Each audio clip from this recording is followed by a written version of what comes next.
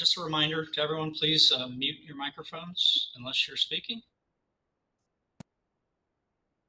And please announce your name. That's the one that's hard to do. Announce your name before you make your point or ask your question.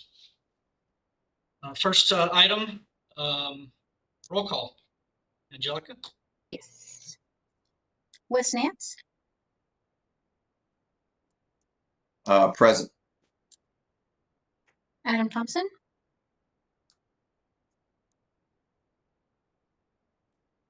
Present. Seth Stevens? Here. Carlos Garza? Present.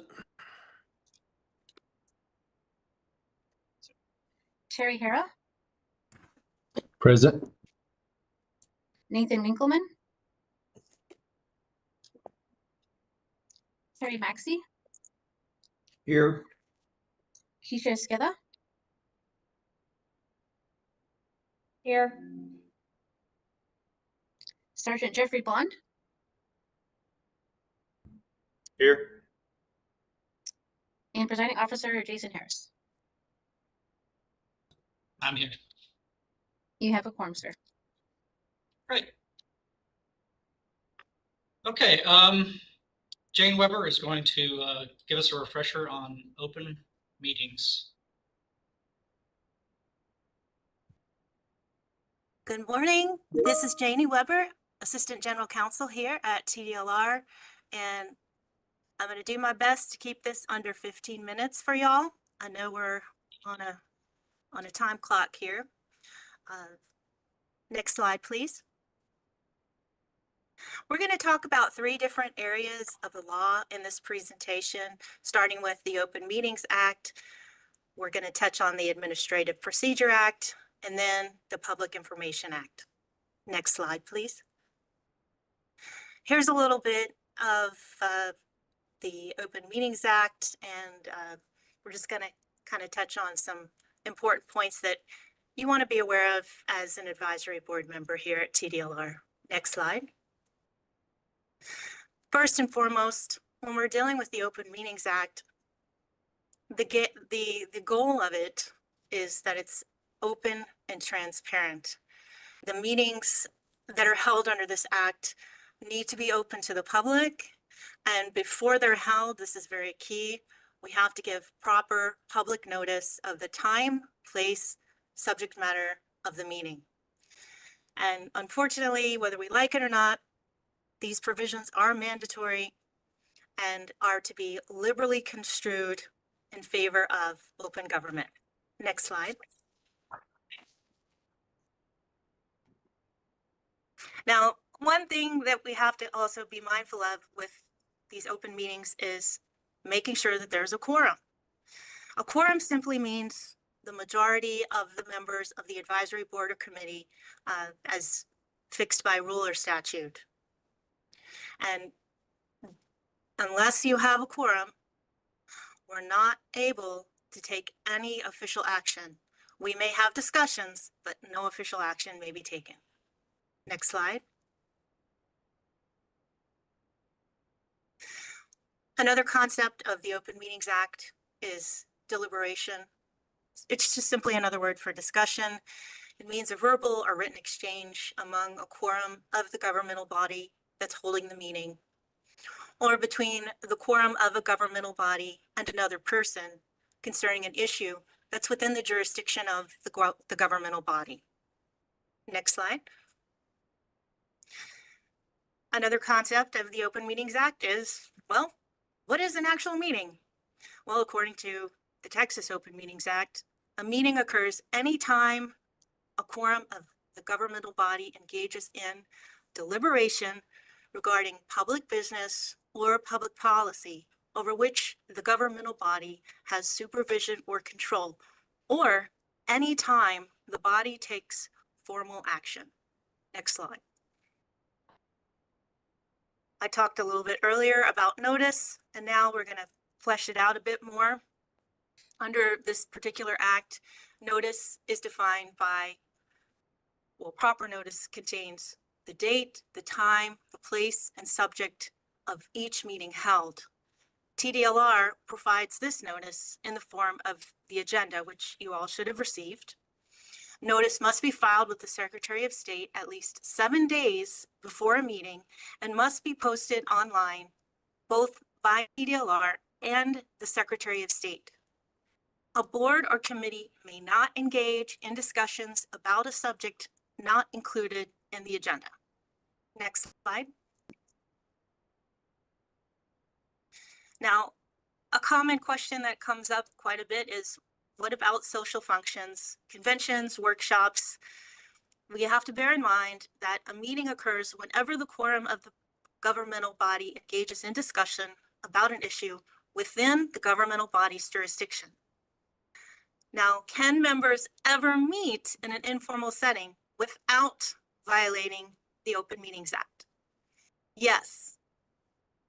You are free to engage in conversation that is incidental to the event. However, the discussion will be subject to the Open Meetings Act if a quorum of members is involved and the members engage in either a discussion or make decisions about a board or committee business or take some type of action. Next slide. And then some key takeaways here. Always be mindful that any situation occurring outside of a properly noticed meeting in which a quorum of members is present or engaged in discussion, do not engage in substantive conversations relating to board or committee business or policy when a quorum is involved and you are outside of an officially noticed and scheduled meeting. And finally, beware the walking quorum. Next slide, please. Okay, what is a walking quorum? I mean, it's got kind of a funny name. All it means is when fewer than a quorum of members engage in discussion about official business and then communicate those discussions to other members. While fewer than a quorum of members participate in the initial communication, subsequent communication with other members will result in a quorum discussing official business outside of a public meeting. Next slide. Here's an example. When you have a 5-member advisory board, 2 members exchange phone calls, emails, expressing thoughts on an upcoming rule change, and exchange research that they have individually performed regarding the issue. One of the board members subsequently forwards the exchange to another member. At that time, the members have now engaged in a, quote, walking quorum by engaging in a small group discussion outside of a properly noticed board meeting. Next slide. Here are some examples of what constitutes a walking quorum, or examples of when they may occur. They can happen during conference calls, video conferences, hallway discussions, emails, text messages, and other new technologies. When I'm talking about new technologies, I even mean Twitter, Facebook, all those things raise new issues about meetings and compliance within the Open Meetings Act. Next slide, please. Here are some best practices to avoid a walking quorum. Members should not, number 1, meet in small groups where they're discussing board or committee business and then communicate those discussions to other members. They should not send emails or text messages to a quorum of members regarding official business, even if each email is addressed and sent to each member individually. They also should not create posts on social media about board business where a likelihood exists that a quorum of members could participate in discussions. And finally, they should not ask a quorum of members, even on an individual basis, for feedback or comments on board or committee business outside of the public meeting. This is also called polling, which is essentially conducting an informal vote on an issue. Next slide, please. Here are some guidelines for open sessions. A board or committee is limited to discussing the specific items on the agenda. During the public comment portion of the meeting, members of the public are given an opportunity to speak, and the presiding officer may set reasonable limits on commenters. A member of the public or a member of the board may raise a subject that has not been included in the agenda. However, any discussion on the subject must be limited to a proposal to place the subject on the agenda for a future meeting. Next slide, please. And here are some best practices with respect to the Open Meetings Act to avoid violating the act. You want to make sure that you limit discussions to specific agenda items contained in the posting filed within the Secretary of State's notice. Avoid allowing discussions regarding specific agenda items to wander off course into new issues that have not been noticed to the public. You don't want to respond or discuss issues that are raised during public comment, but which are not on the agenda. And specifically, you want to avoid identifying items for future agendas and communicate those items to TDLR staff. Next slide, please. Here are some potential issues that may come up on the civil side of things when the Open Meetings Act may be violated. Any interested person, including the media, may petition the courts to stop actions taken in violation of the Open Meetings Act. The Open Meetings Act also specifically states that an action taken in violation of the act is voidable. Next slide, please. Now for the criminal penalties. Members who knowingly participate in a walking quorum or who knowingly participate in a meeting that is closed to the public are subject to misdemeanor criminal penalties. The penalties are a fine of between $100 to $500, confinement in county jail for 1 to 6 months, or both a fine and jail time. No thanks. Next slide, please. Here are some best practices regarding the Open Meetings Act. We want to make sure that we avoid communications that involve a quorum of board or committee members about official business outside of a properly noticed public meeting. During open meetings, we want to confine discussion to items specifically posted on the agenda. Next slide, please. And right here are some key resources that cover the Open Meetings Act that you take you to websites. And then the last item you might want to jot down if you don't already have it. It's the phone number to the General Counsel's office. And when you call, you can call and ask for anyone. But if you ask for me, I'll be more than happy to visit with you about any questions you have and regarding this or any other concerns that relate to this particular program. Next slide. Now we're going to talk a little bit about the Administrative Procedure Act. Once again, it's just an overview and essential information that you would need to know as a board member here. The purpose of it is it establishes minimum standards of uniform practice and procedure for state agencies and provides for public participation and transparency during the rulemaking process. Next slide. What is the definition of a rule? A rule is a statement of general applicability made by a state agency that implements, interprets, or prescribes law or policy, or describes the procedure or practice requirements of a state agency. Next slide.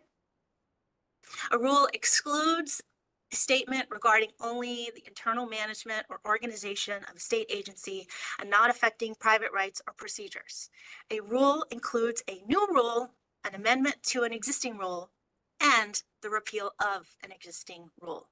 Next slide.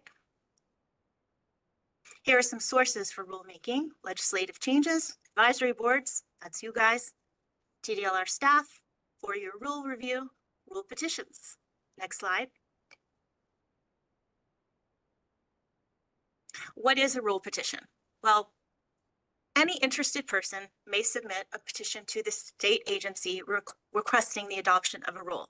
And here in Texas, it's defined as either a Texas resident, a business entity located in Texas, a governmental subdivision in Texas, or a public or private organization that is not a state agency, but is located in Texas. Next slide, please.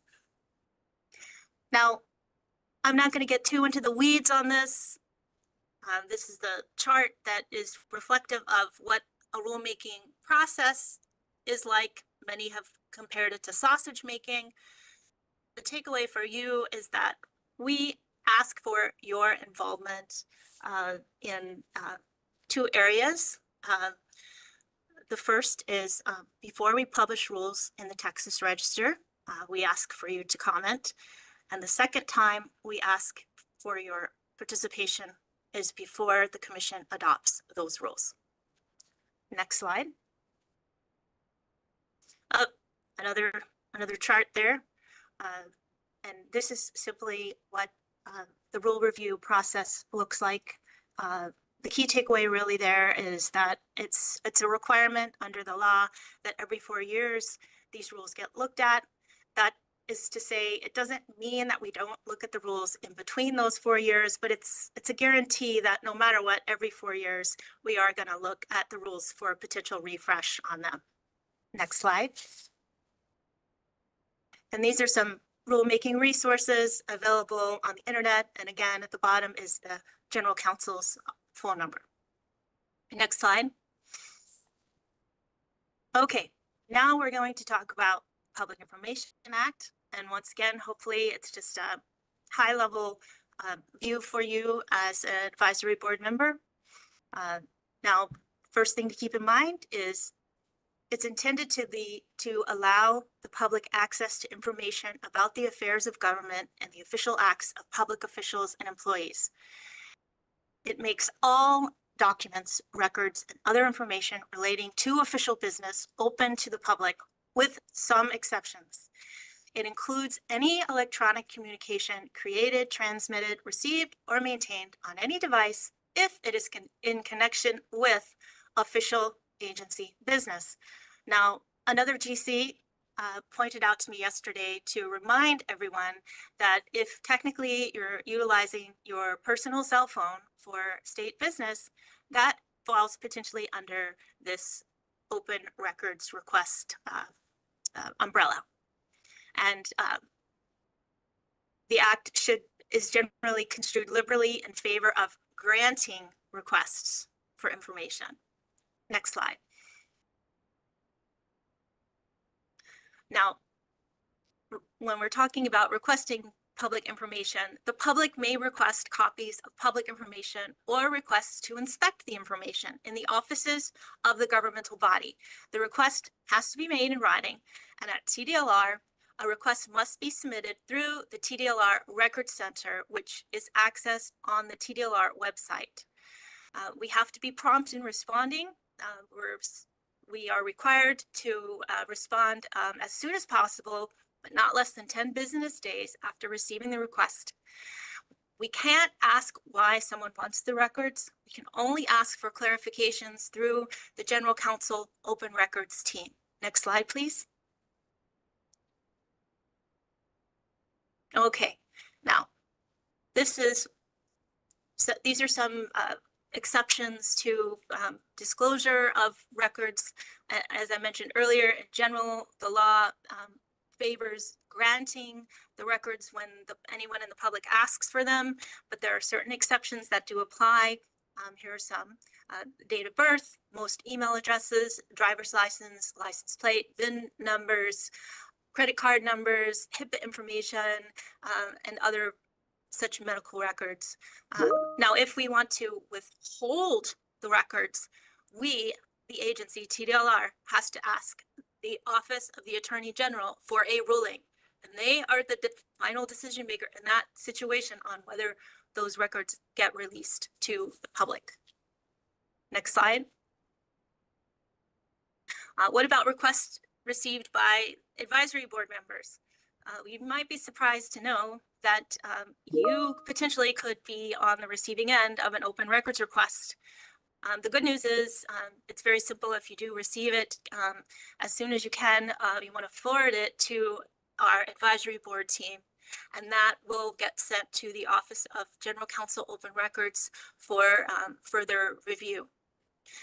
Also, if somebody reaches out from our Open Records team, please respond as soon as possible, because remember, the 10-day business deadline applies to all requests, even those that get sent to you in your capacity as one of our board members. Next slide. And once again, these are some Public Information Act resources, and our famous general counsel's phone number is there as well for you to call if you feel the need to do so. And with that, that wraps up your open government training, and thank you so much. Been very patient. I really appreciate your time. Thank you, Janie. Definitely important information. I appreciate you refreshing our understanding. Does anyone on the board have any questions for her regarding open meetings, Administrative Procedure Act, or Public Information Act? Okay, fantastic. Thanks again. You bet. Okay, it's been 15 months or so since we last met. I know that the minutes from that meeting were forwarded in the materials for this one. Has everyone had a chance to review? Does anyone have any comments or questions about those minutes? If not, I would ask for someone to submit a motion to approve them. I move we approve the minutes. It's Carlos Garza. Thank you, Carlos. Sure. Anyone? Terry Maxey, second it. Thank you, sir. They will be approved as written.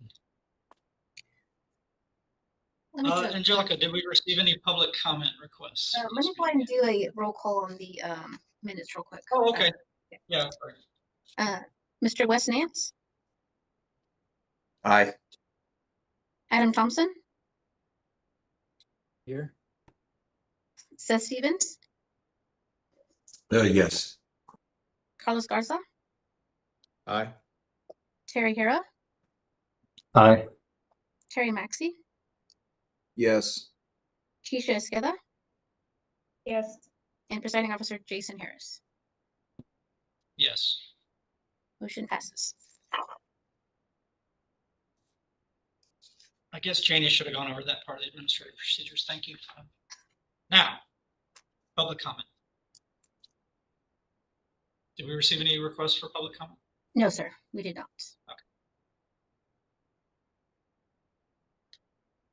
Okay, moving on to staff reports.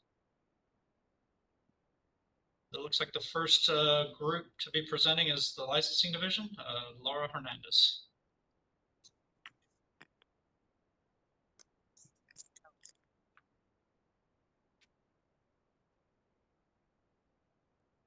Good morning. I'm sorry. I'm having trouble muting and unmuting. It's okay, we can hear you.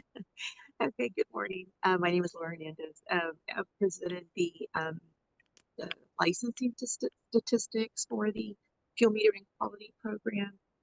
You'll see this group's going to be for fiscal year 2023, and then the first 3 quarters for fiscal year 2024, as we're still finishing up this fiscal year at the end of the month. You will see the populations and statistics for service technicians, service companies, the suppliers, distributors, wholesalers, and also our device facilities. And I am happy to answer any questions that you may have regarding my report.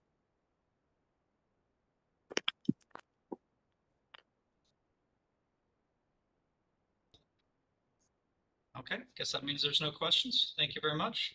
Thank you. Education and Examination Division, John Schildwachter. Good morning, presiding officer and advisory board members. My name is John Schildwachter, and I represent the Education Examination Division today to present the statistics for the last couple of quarters. As you can see, it's divided by quarter and then license type. You can see the pass rates stay generally pretty even. You might notice a slight dip for this current quarter, and that's only because we're missing July and August. The next time around, you'll see those numbers there for you. And that concludes my report, and I'm available to answer any questions to the best of my ability. Terry Max, just a quick question. Is it normal to have 50% fail rate on those? That seems odd. I mean, I would think most people who take the test would be reasonably qualified. Well, that's actually the pass rate. but you're right. It does vary, and it is not. It's also not may not be totally indicative of everyone's knowledge and ability simply because there's the lower numbers of test takers. From what I've seen, the numbers stay generally in that range as far as pass rates go. Okay.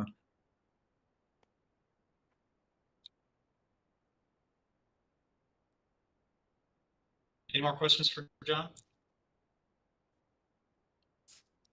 Great, thank you, sir. Thank you. Customer Service Division, Patricia Castellan. And that Good morning, concludes my advisory board report, members. and I'm Patricia available to Martinez answer any Castellan, Manager in questions Customer Service, and I'll be sharing our contact statistics today. to the best of As you my can see, we ability. report on phone calls received during the fiscal year, and this time around, we were able to include emails as well.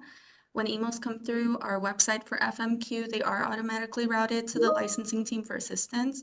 So they won't be generated in our usual reports, which is why they don't fully appear in fiscal year 2023. However, Laura Hernandez in licensing was amazing in providing me with those numbers when prepping our materials for this meeting. So we will be including those email statistics moving forward. That concludes my report, and I'm open to any questions.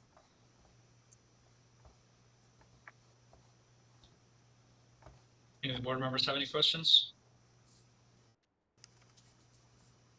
Okay, thank you, ma'am. I'm sorry, I have trouble apparently hitting my mute. Just one very quick question. On the emails, do y'all have a certain response time or anything? If somebody sends an email in with a question, I don't know who to call or something, what is the typical turnaround time? That is something that I would have to get with the licensing division to see typically around what the turnaround time is. But however, I do know a certain that it's as quickly as they possibly can, depending on, the situation of the email.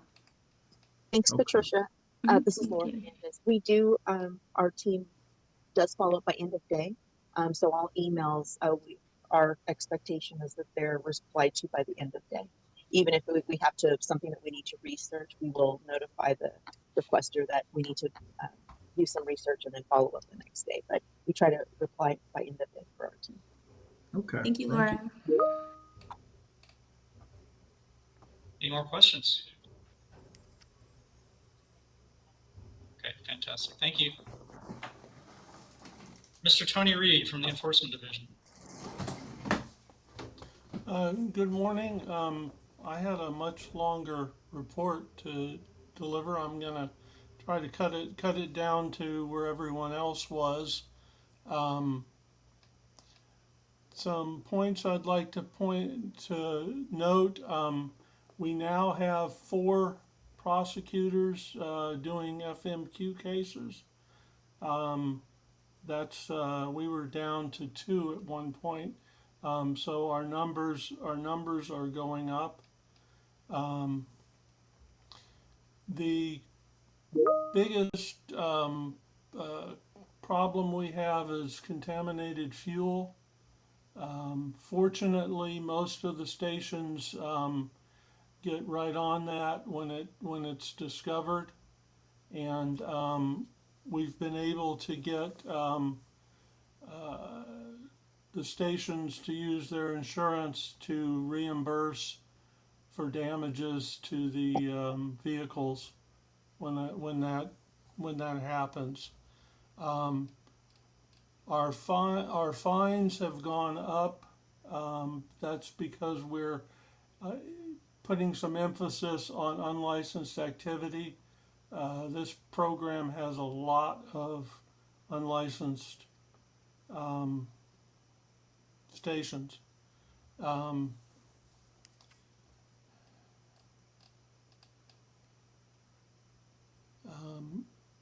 Another thing I'd like to point out, I haven't done it other than empirically, but it seems that when we get short measure allegations, about 95% of the time the investigator discovers that the pump is within specs. We send, when we get one of those complaints, we send an investigator out with that 5-gallon proving thing. Nobody's ever told me exactly what it's called. But about 95% of the time, the pump is within specs. Well, what questions do you have?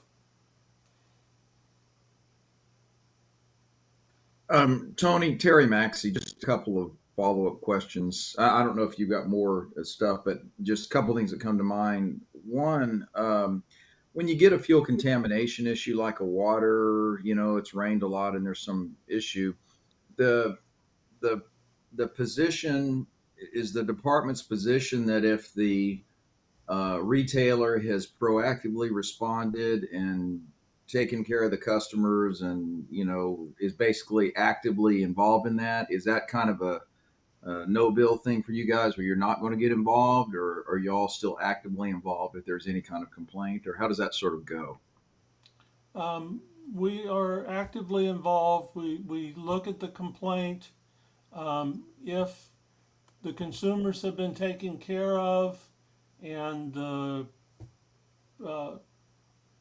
problem remediated, we will quite often issue a warning letter instead of a penalty,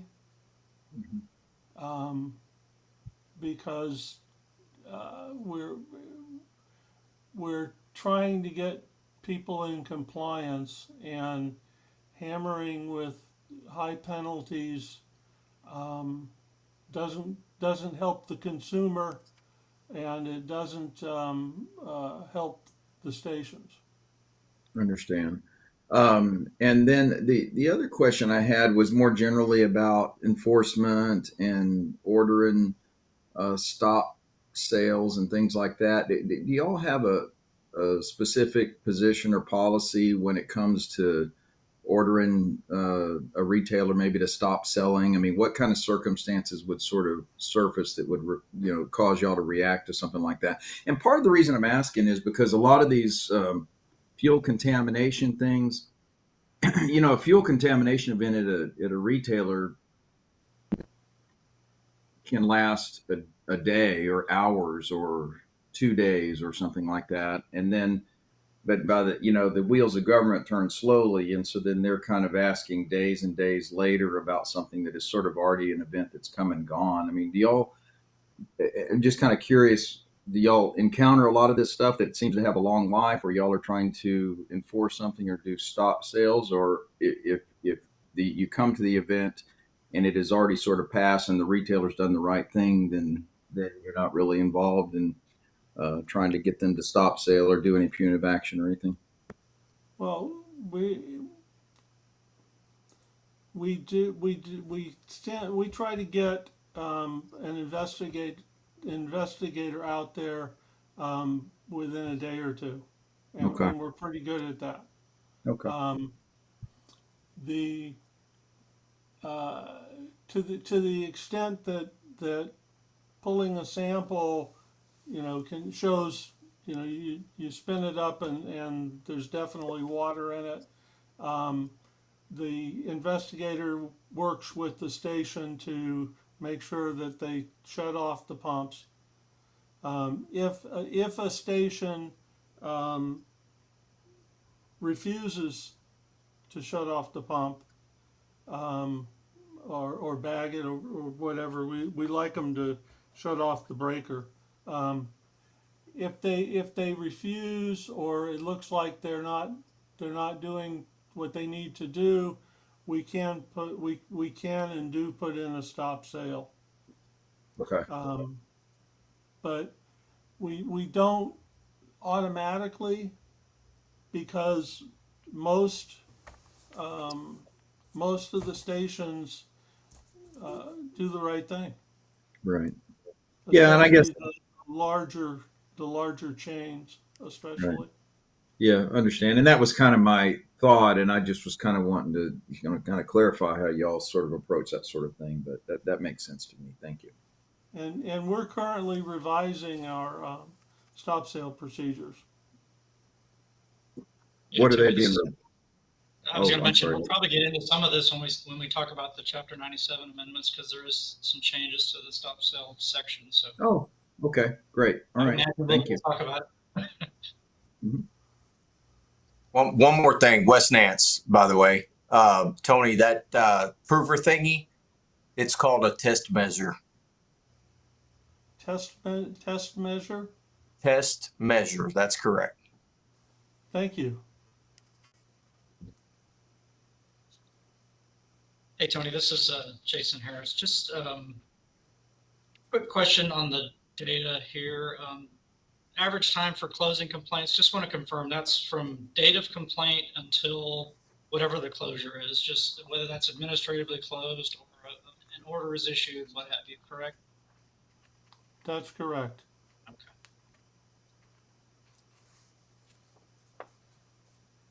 And you mentioned unlicensed stations being a pretty high number with respect to the number of orders. So is your understanding that's related to licenses that have lapsed or haven't been renewed, or is it just facilities with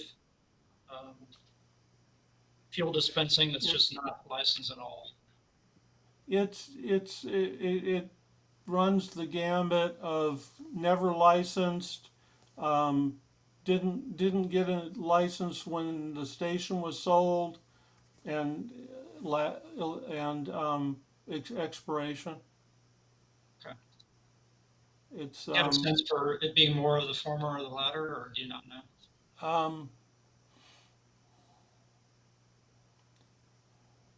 You know, I don't have a strong sense. I think it's mostly not getting a license when the station is acquired. Okay, fair. Thank you, sir. Terry Max, just one more thing on just kind of following on that, Tony, when you get into unlicensed situations, is it y'all's sort of belief that they're kind of intentionally trying to skirt the law, or is it more like a paperwork oversight where something, where the wrong number of dispensers licensed or something like that, or what sense of it do you have? I think it's fairly spread out between all of that. There are people I've talked to that genuinely seem to have not known, or they thought that the tech company was going to take care of it. And you know, it's an expensive license, so people don't always want to buy it. Hey, Tony, Jason Harris again. On that same subject, are you finding that most of these are identified through complaints, or are these scheduled inspections of some sort? I guess if they're unlicensed, you don't necessarily know they're there, but you might if a license has expired. Usually it's some other issue. There's a allegation of a short measure. Investigator goes out. Investigator also looks up the license, checks and makes sure it's current. If it's not, it gets reported to the prosecutor. And we've been working with the stations to make sure that they get the proper licensure. And if they do, we'll reduce the fine a little bit. This may not be a question for you on the enforcement side, but you know, maybe the folks in the compliance section can fill us in on kind of how they go about identifying situations where a site may be unlicensed. I'm curious to know if there are, you know, if the licensing information is used to maybe target. I think we're going to talk about risk-based, and maybe we'll get into that. But just curious if most of these are complaint-driven or something else. but I had a quick. Sounds like it it's, might be. Quick it's insight. definitely, Go ahead. go ahead. So, quick input on that. Maybe we can look at, and this is something we can talk probably later here when we get into the rules section, but on the DPR section, it's when you go to report it online, it has a section. If they're not registered, then you can go in and fill that information. But a lot of the times the technicians going out there, they don't know if they're registered or not, but there's no certificate in public view. And so maybe there's a section in there that we can put if it's in public view or not. That way we're reporting it to the agency that they are registered, just not in public view, the certificate, or vice versa, that they have an old certificate and they're not registered. So there's more of an alert of these gas stations, because we do get that a lot from the mom and pops is until we get caught, we won't register. And we report it, we go in and do it, but we're putting down non-registered in the DPR, or we go back and find online that they were registered, they just don't have it, the certificate posted. And we see fines that with TDLR of non-registered or registered but non-posted certificates. So something maybe we can talk about here shortly when we get into the laws part of it. And if I may, Michael Strawn, compliance manager. So, Mr. Harris, you were asking a question, how are we identifying a lot of these items, whether it's unlicensed activity or anything else? And we can certainly get into that. My report's coming up here next. But one of the things we are developing are risk-based procedures. A lot of our times, our guys, what you kind of heard Tony talking about, are out there looking at a fuel quality or quantity issue, or we're out working with local police departments or from a merchant report, or doing skimmer-based actions where we have a complaint of a credit card skimmer at a fuel pump. Doing so, when we're at those facilities, we may identify that they are not currently registered with us.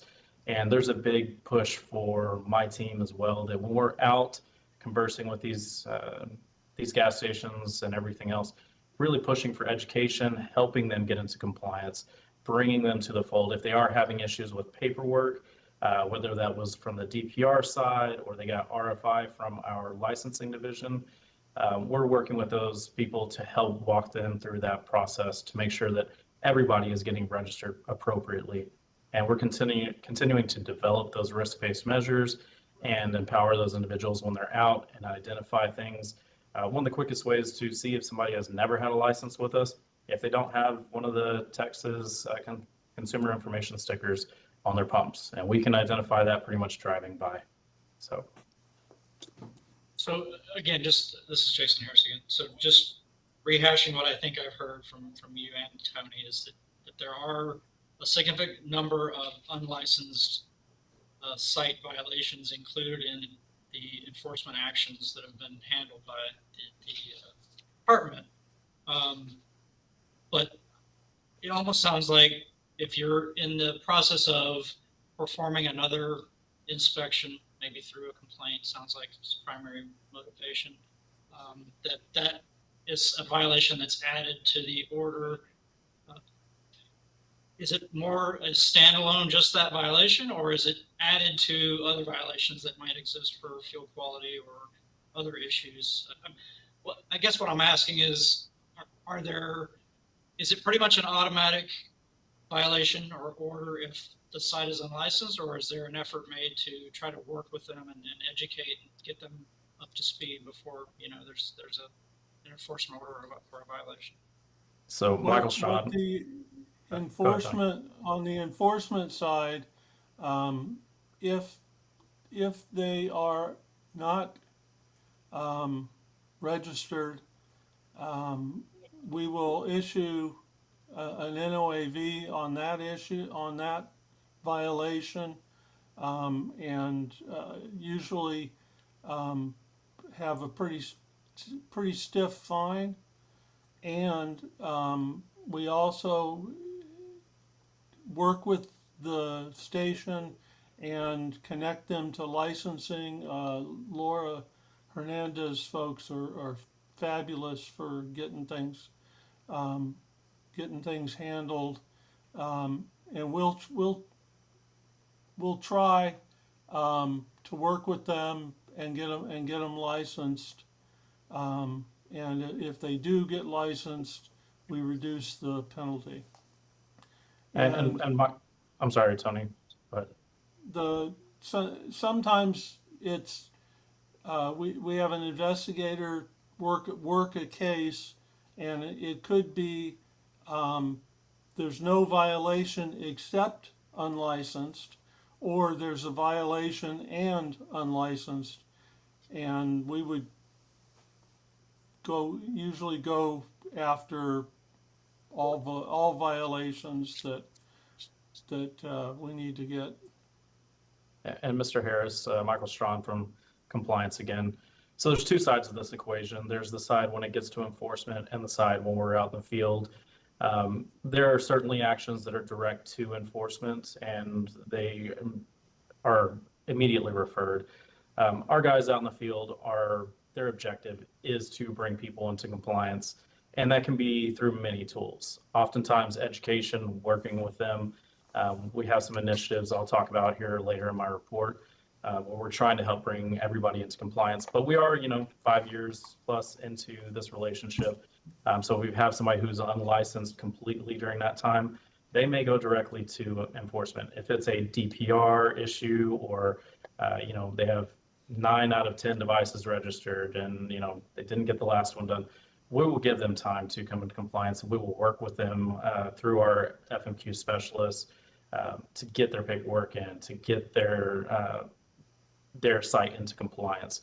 So I think there's both halves at play, but generally we are doing what we can to give time out there to bring people into compliance and not push everybody straight to a penalty for a fine or anything else. We understand that these businesses are complex. Many of these gas stations have tons of certifications that they're balancing throughout the day, and we do understand that.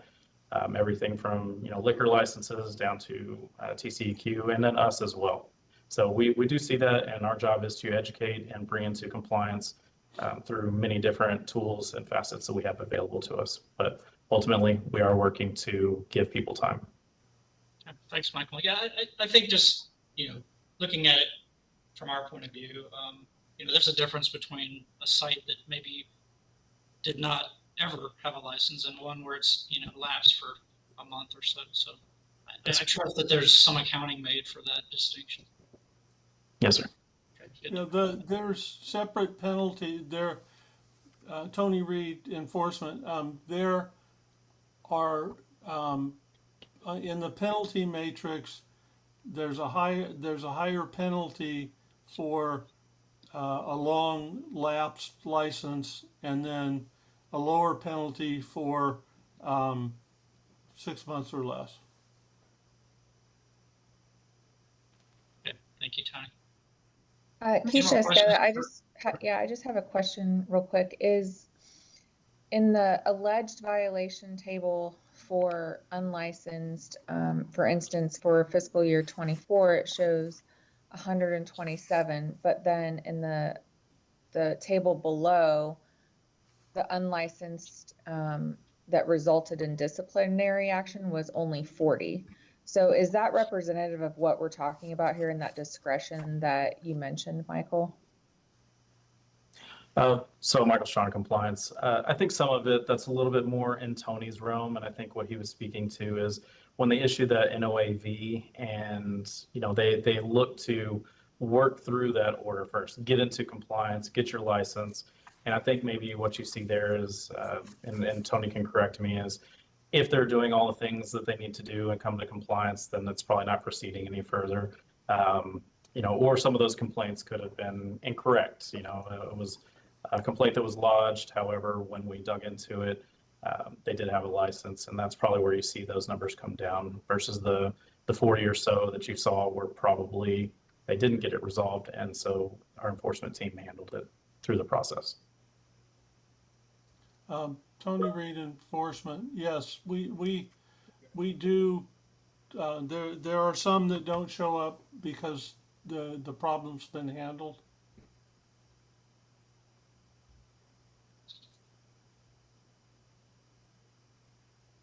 Any more questions for Tony and enforcement?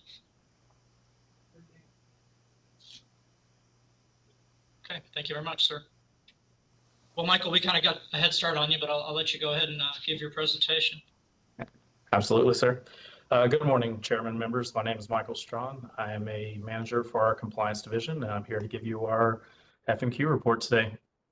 In front of you, you're going to see our statistics, everything from our skimmers, technical inspections, and everything we're working on. This is as of April 30th, and so what you'll notice is a big discretion between 196 complaints for FY24 versus the 413 that we saw in FY23. Again, this report was rolled up in April.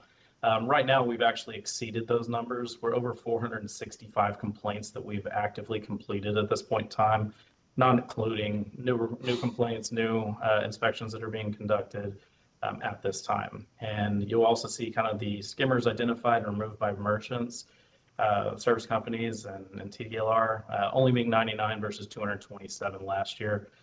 Again, we see kind of a surge during these late spring, summer months, and we're currently at 196 with still the rest of this month to go. So we're looking about on par with where we were last year on the total skimmers identified and removed across the board. We've been trying to step up our relationship with FCIC on skimmer inspection requests, different things that we see. I know there's some expansion that's happening there, local PD and everything else across the board to make sure that we are doing the best that we can to protect the public out there every day from these skimmer complaints. And if you could scroll down just a little bit for me, please. And what you'll see here is that this chart kind of shows an overall drop in the amount of skimmers that have been identified and located. You saw that spike in 2021. From there, it's come down, and that can look like two things. The one that we're not doing as many inspections or that we're not being as effective. I'd like to look at this in a little bit different. Our relationship with FCIC, local law enforcement, a lot of trainings that I'll get into here in a minute, have really strengthened not only service tech's abilities to make sure these cabinets and procedures being followed to protect the public, but also we find that the public's more aware of things. They're seeing that if they identify the cabinet has cut stickers on it, they're not using that cabinet, they're reporting it to us. So our number of complaints are going up. The number of skimmers that we're finding overall are coming down. Some of that is because originally, if you'll scroll down to just the next bullet point for me, please. We had inline skimmers that were very common and they were easy to identify. They were there almost permanently. This is what we typically found when we were going through these cabinets in early 2021 and so on. Due to the ability for us to sniff out these skimmers and identify them quickly, the technology has begun to change. You see more insert skimmers, you see the ones that are running on their own battery pack versus being in line and using the battery power or the electrical power from the unit itself. And so we end up with a shorter window. A lot of times these skimmers now only last 48 to 72 hours under their own battery. So it is not only have we made it more difficult for skimmers to be placed into the equipment, we're educating folks about it, and also these skimmers themselves are getting more difficult to find, manufacture, and create. So this is why you may see this volume drop. We are still active out there in the community. We're looking at ways to step that, step up our risk-based inspections and our inspections in general, because our goal is to ultimately protect the public and these businesses from this type of theft the best that we can. You'll see here in my third bullet point, we're advocating for risk-based inspections. There's a lot of things we're doing here, whether that is looking at licensing reports of businesses that have been RFI'd, a request for information. They submitted an application, maybe they didn't have a DPR, maybe they were missing some information. If they have that RFI sitting out there for some time, we may actually go out and start talking to these individuals and figuring out what we can do. We did a pilot for this recently, and we found that sometimes they just didn't understand how to walk through that process and what that RFI letter looked like. So our guys have been actively working those instances to help those business owners come into compliance. So some of the enforcement actions you saw there and you're asking about, we're actively looking to mitigate. And then if those individuals are, again, licensed by us and registered by us, then we start to see that they come into compliance with merchant reports and skimmers and identifying these things and becoming a part of our regulatory body and helping us fight all of these problems together, and therefore bringing down overall enforcement cases across the board. So a lot of things we're doing there, we're looking at our data that we've had across the board, developing heat maps. Where are we seeing the most concentrated number of skimmers at? Where do we allocate our resources and work with local law enforcement and these gas stations to improve our functions? And those are all things that we're working towards and improving our metrics on and our data on. So you'll see more on that here next time we meet for sure. And if we could go down to the current projects for me as well. So again, my FMQ staff, I can't brag on them enough. They do a fantastic job. They're very involved in this industry.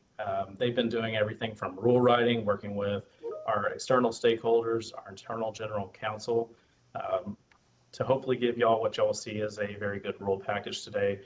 We're working on the risk-based inspections, as I was mentioning before. A lot of things, anything from DPRs, common gas stations that we see getting hit. We see and we know the most common places, they pop up on our reports day in and day out. Those are areas we can effectively target and look at and help these gas stations combat that fraud and the skimmers that are coming to them. Also, the combination of our collaboration with FCIC, our staff took and many of the staff here took a trip out to FCIC to work with their analysts, their investigators, get to take a look at their lab and figure out how we can work more effectively with them this year. That partnership really is important to us and helps us protect our citizens across the state. And if you go down just a little bit more for me. And then lastly on the projects is we're looking to hire an FCIC liaison, an FMQ liaison. This individual is going to be that person that's really combining all of this data elements that we have for risk-based performance issues, identifying trends, records that we have, and working with local law enforcement and FCIC to look at collaborating. We've done a lot of collaboration from everything from local law enforcement up to federal law enforcement, identifying skimmers and protecting the public. And we want to continue that, and we want to make sure that we're taking a data-based, logistical approach to this, so we're not wasting agency resources or time, and being as effective as possible in our efforts to combat credit card skimmers at these gas stations. Apologize. And again, when I talk about our FMQ program and our specialists that we have, this doesn't just stop at us. We have our public outreach, and Richard and the guys, Paul, Billy, Aaron, a lot of our guys have been out training these service companies and technicians to great success, and a lot of positive feedback from them, talking to them about these issues, how to identify these skimmers. Our staff stay up to date on this, and this is an area where technology is, for the skimmers, is trying to leapfrog everything that we're doing to combat it. It's a constant cat and mouse game. And so our staff staying on top of the latest trends, the latest things we're seeing, even out of Europe and North America, to make sure that we're aware of it. And then not only do we just have that information internally, we're making sure that we share that with our partners across this state. We have 30+ million citizens in Texas, and we would love for every one of them to be an FMQ specialist that can identify when something's wrong with that cabinet and make that complaint to us so that we can get out there and remove those skimmers. That training is really in depth, everything from fuel theft to credit card skimmers, everything across the board. And we're really proud of that. And we actually just completed another one in our Coastal Bend region and Corpus Christi. So you see the Austin, San Antonio, Dallas, Fort Worth, and then also Corpus recently as well. And then going down to the last part, I've kind of already touched on this, maintain those collaborations with everybody. We really are committed to making sure that we're responding timely to our customer complaints across the board. Anything that's sent to our FMQ inbox, any complaints that we have, our staff is functioning in under 48 hours, being out to those sites, looking for the skimmers, removing the skimmers, and getting that case closed and completed in that time. With that being said, I think that is the completion of my report, and I'm open to any questions that you may have for me. Hey, Michael, Terry Maxey, just a quick follow up on that. I know your staff has done a really good job just, learning about skimmers, getting educated about them and all that stuff and preventing them. One question I have is, a big thing that happened from 2019-20 forward is that people upgraded their pumps to the new EMV standard. In fact, that was part of the rules in the last deal. How much of the decline in skimmers is related to that? And are you seeing skimmers even in the new pumps? Or can you talk a little bit about the impact of the EMV stuff? Absolutely, sir. And sorry, I'm a new manager for this program since February. So it's a very good point. I didn't know if it was talked about before in prior advisory boards or not. But certainly when I talk about that cat and mouse game, with technology, the EMV, tap to pay, everything that we're looking for, that's what we actually tell people is the preference. It's one of the safest ways that we see, and certainly that is having an impact. Now, we have not gotten into, because I don't have the resources yet, but one of the things that we would love to see with this is the correlation between how many skimmers are we seeing on these old pumps, how many are we seeing on the new pumps that have the EMV on them. I would love to see those breakdowns, and certainly if we have that information, it's something we'll add into our risk-based, and we could even make available to you all if we are able to ascertain that information. But we do know that is certainly making it harder, to the point where we've actually seen people destroying the EMV card readers to force people to use the older methodologies of payment at those areas. But we would always advise the public, tap to pay or paying from an app are going to be the safest ways to protect yourself at the pump. Thank you, Michael. Terry Max again. And I would really encourage you. That's a great statistic to track, because in our previous conversations leading up to this year and a half ago, Jason, it was about one of the compliance deals with if you had upgraded pumps, that was an element of the compliance. And so I'm very curious as to whether they're vulnerable. I can speak just for my business, is just anecdotally, we had a half a dozen skimmer incidents prior to upgrading, and as far as I know, 0 since, and that's probably been the last 3 years. So I'm sure that's a big deal, and like I think you made a good point too about consumer awareness as well. I think people are more on the lookout. But, anyway, absolutely, Michael Strong, compliance again. And I agree with you, Mr. Maxey, that, and these individuals who are doing this are organized. They're not just fly-by-night criminals. They're usually tied to organizations, and they're going to look at the easiest targets across the board. And these newer technologies, cabinet security that we may have, those are all going to be factors that play into what they target. Hey, Michael, Jason Harris. At the early inception of the program, it's my recollection that the primary driver for on-site inspections was complaints. I think my guess is that still makes up a large portion of what is the instigator for an on-site visit. Is the risk-based strategy kind of a change in that philosophy in some ways? I'm just curious to hear from you on the inception of that and the what's driving that, I guess, and the second part of that being, what is that focus going to be? Is it more related to skimmers, or is it more related to licensing, fuel quality, that sort of thing, outside of the complaint process? And I apologize. I'm listening on my laptop. Can you repeat the first part of your question for me? Sure. Yeah. Just you mentioned the program's been around 5 years or so. The early inception of that at TDLR, the on-site inspections were primarily complaint-driven. There wasn't really an aspect of non-complaint on-site inspection. So it sounds like the risk-based strategy is an effort to kind of move beyond that or transform that in some way. I just was curious what are the fundamental reasons behind wanting to move that direction, and is that focused more on skimmers and shimmers, or is that more focused on fuel quality and those sorts of issues? So, excellent question. So my group focuses on skimmers primarily. The enforcement side has a team that is focused on fuel quality and quantity. So our goal is compliance and awareness and identifying skimmers when we're out there. So our move towards risk-based is for consumer protection. And in fact, that's the name of my actual section within the compliance division, is the consumer protection division section. So that's what we're focused on, and that's a lot of why we're moving to risk-based. There's other reasons for it too. Efficiency, identifying these common areas, protecting the public.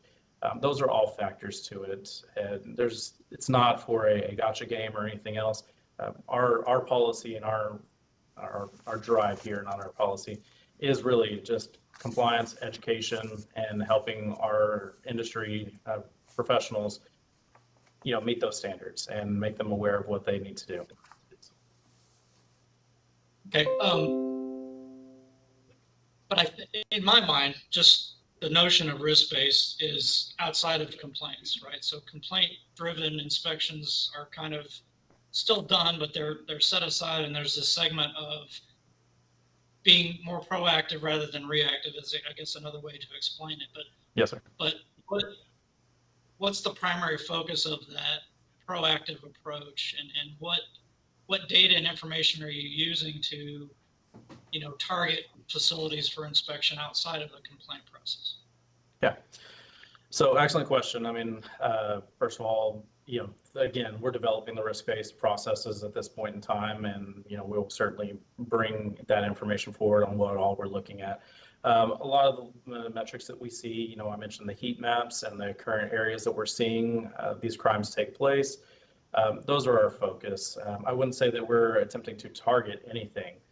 We're blind to, what gas station or, ownership that exists there. It's simply based on the data and the metrics as to where it helps us put our assets. And that may result in increased inspections. It may also result in how and where we staff personnel.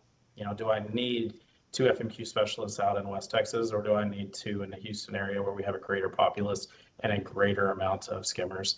The goal is to work off of data that is given to us about the number of complaints, the number of issues that we see in certain areas, and what we see as a vulnerable site to help those gas stations protect themselves and their consumers.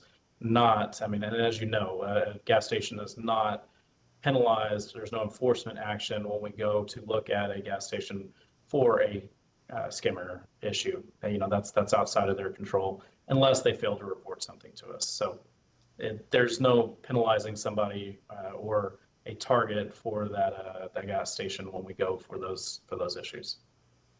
And just to jump in here, my name is Derek Burkhalter. I'm a Deputy General Counsel here at TDOR. I've been working with Janie a little bit on these rules and know a little bit about the program. I just wanted to add to this conversation that there was actually legislation passed that took effect September 2021, and this was part of our sunset bill, but it amended the department's statutes in Occupations Code Chapter 51, which applies to all the department's programs. But it requires the department to conduct risk-based inspections, and it gives us some factors that we must factor in, and those include whether a license holder has previously violated a law establishing a regulatory program, and the number of violations committed by a license holder. So that's a major part of our push to switch to these risk-based inspections, is that change in the statute from that legislation. Thank you, Derek. And as Derek said, if we have a unlicensed, unregistered company that doesn't have a device performance review completed, they could be more susceptible to skimmers in other areas as well. So those all factor into our development for risk-based inspections. Thanks, Michael. My takeaway is it's primarily focused on skimmers and using, data you have on skimmer activity in different parts of the state to kind of target, maybe on some on-site checks of sites that maybe you haven't had a complaint on, but they're right in the middle of, the area that's the hotbed of activity for skimmers. we look to learn more about the program in future meetings. I appreciate that.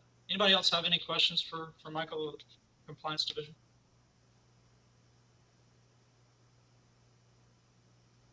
All right, sir. Thank you very much.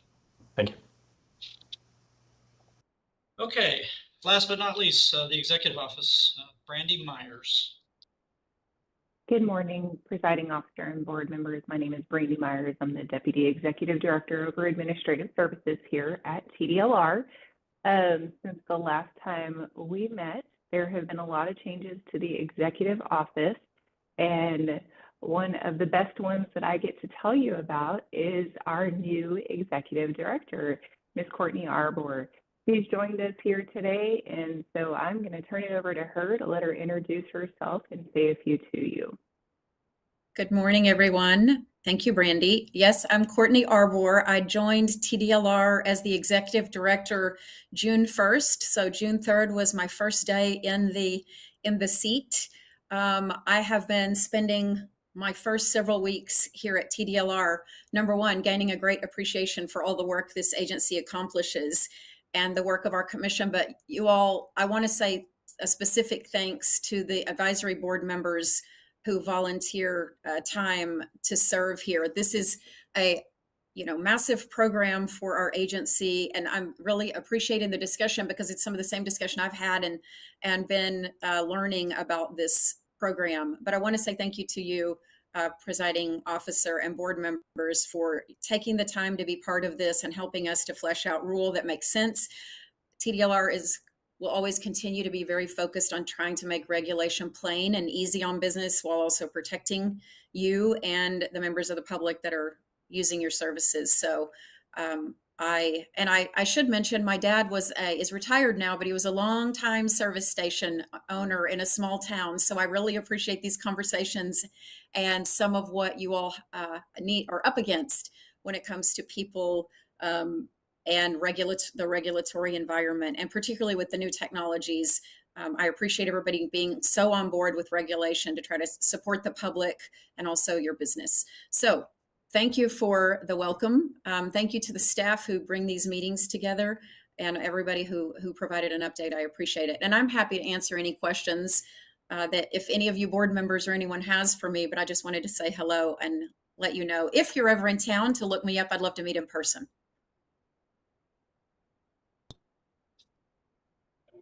Thank you, Courtney. Anybody have any questions? All right, thank you.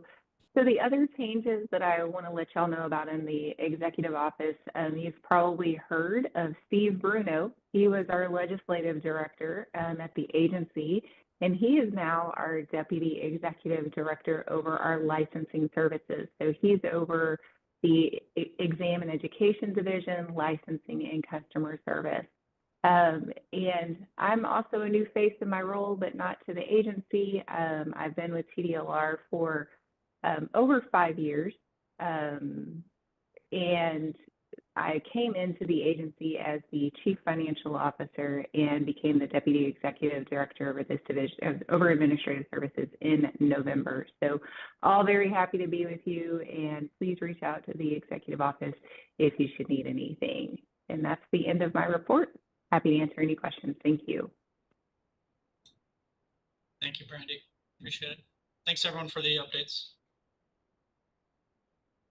Okay, Janie's going to lead us in a discussion and review of the proposed amendments to Chapter 97. Thank you, Presiding Officer Harris. Good morning again, Advisory Board. Janie Weber, Assistant General Counsel. Before I get into the real meat of the discussion here, I wanted to just give you a few key points to keep in mind as we're going over this proposed rules package. First, primarily, it's just really a cleanup of changes that were made as a result of Senate Bill 246 of the 88th Legislature Regular Session 2023, which made some changes to the Texas Occupations Code. Specifically, there were some references in there that we no longer utilize because it was from when the Texas Department of Agriculture had the was tasked with the this particular program. It also provided clarification on the stop sale process, and we did our best to put that into the rules package as well.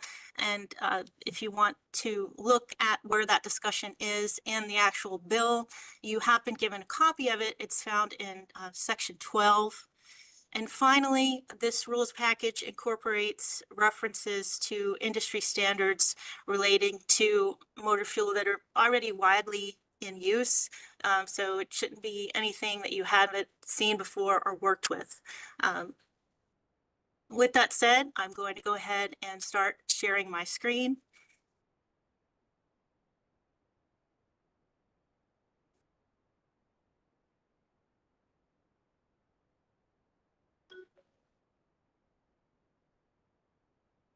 Okay, can you guys see my screen? Yes, ma'am. Can everyone see? Yes. Thank you. Okay. And also, as you're looking at it, keep in mind that anything that is underlined text is new language. Anything that has a line through it is language that has been deleted. And earlier we were talking about our partners at FCIC, but believe it or not, we hadn't defined what that stood for in this particular chapter. So that's a definition that was added, as you can see, under subparagraph 2. Then I'm going to scroll down a little bit, get to the next batch of changes in this package.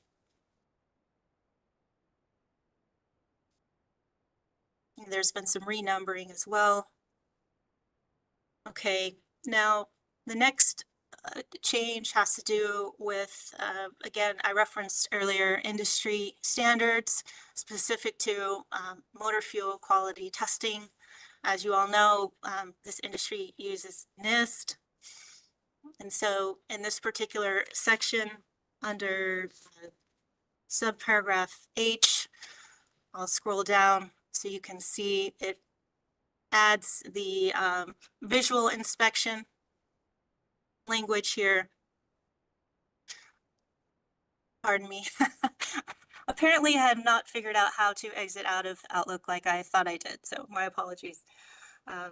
Okay, so there's that language, and then there's some additional sections of ASTM that were added as well. Janie, I'm sorry to Yes. interrupt.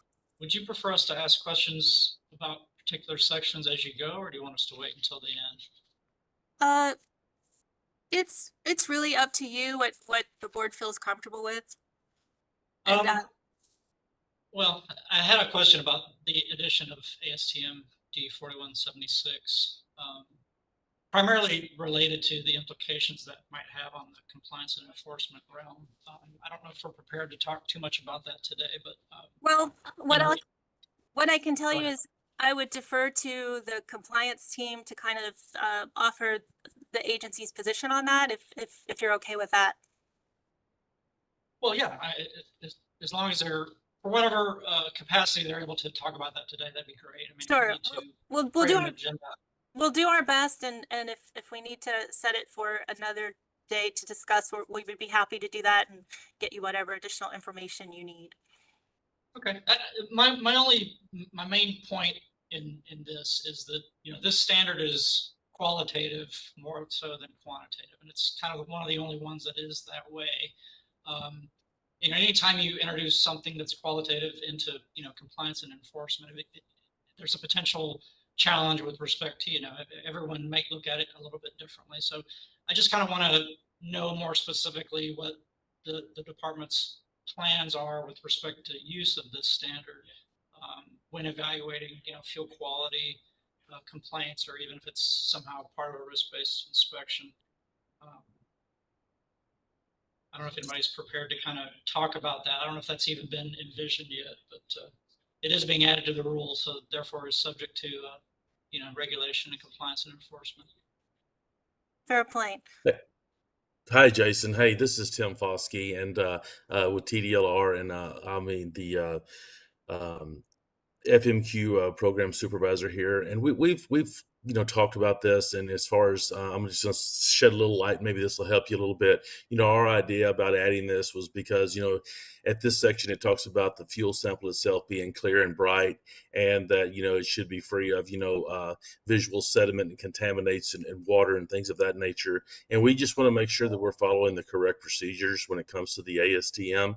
Also, just to give you a heads up, in our procedures, the idea is behind all of this is that, just one individual out there at the fuel pump, if they pull a sample, they feel that there's a concern or an issue there, they're not going to be the only ones making the decision at that time.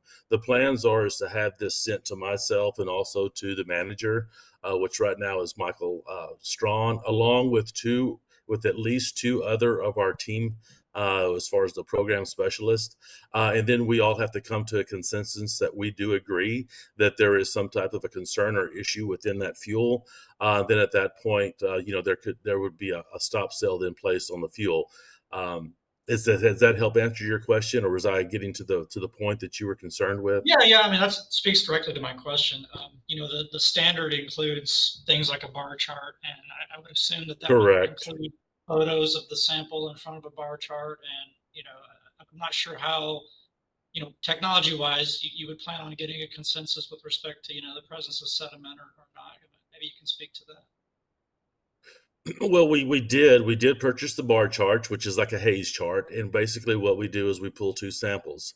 We're still working on finalizing all these procedures, but the idea is then at that point, this bar chart would then go back behind the fuel sample itself that has been taken. That's actually in a specific type of a clear glass jar that has specific specifications outlined by NIST that we can actually verify and check a haze rating on that particular fuel. Now, the haze rating so much doesn't, stop sell the fuel. We're looking for, again, something that's going to be clear and bright.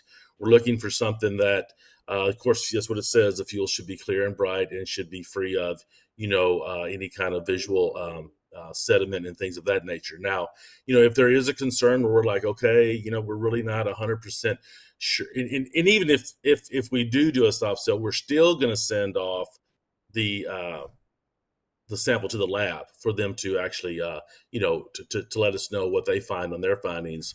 But in a situation where we may say, hey, you know what, we're not 100%, we're going to let the lab then make that decision, and that'll be sent off to them at that point. Okay. I mean, I think you probably understand, or at least my concerns. This is kind of Yes, sir. as a gotcha in the past, and we just want to make sure that the procedures that are in place are fair to everyone involved. I think you do. Yes, sir. And like I Yes, said sir. at the beginning, anytime you introduce kind of a qualitative measure, especially as it relates to the potential for a stop sale, that is, we want to make sure that all the processes and procedures are definitely in place and adhered to, and consistent. That's really a big part of it too. It's the consistency of the application of something like that. We all agree that we all want to sell great quality fuel, but fuel can vary based on a lot of things, and so we don't want to leave too much of that open to interpretation. We want to make it more quantitative and decisive when we're making decisions on what to do with respect to a stop sale. That would be our preference. Yes, sir. Understood. And just to give you another little as well, is that we are pulling two samples, and it has to show up in both of those samples in order for us to place the stop sale. If it only shows up in one, we're going to move on and send it to the lab for them to run an analysis report on it. Of course, all of our labs. Excuse me. I'm sorry. And when you talk about samples, these are always samples collected from a nozzle on a dispenser, not from the tank. Yes. Yes, sir. They will be collected from the nozzle. We will collect two, I would say they're kind of quart-sized jars. There will be two of them that will be sampled. At that point, we will be making a decision based off of both of those particular jars that, like you said, the fuel was pulled from the nozzle itself. And you mentioned kind of a verification process with the lab. That might occur after a stop sale's already been issued based on the visual interpretation.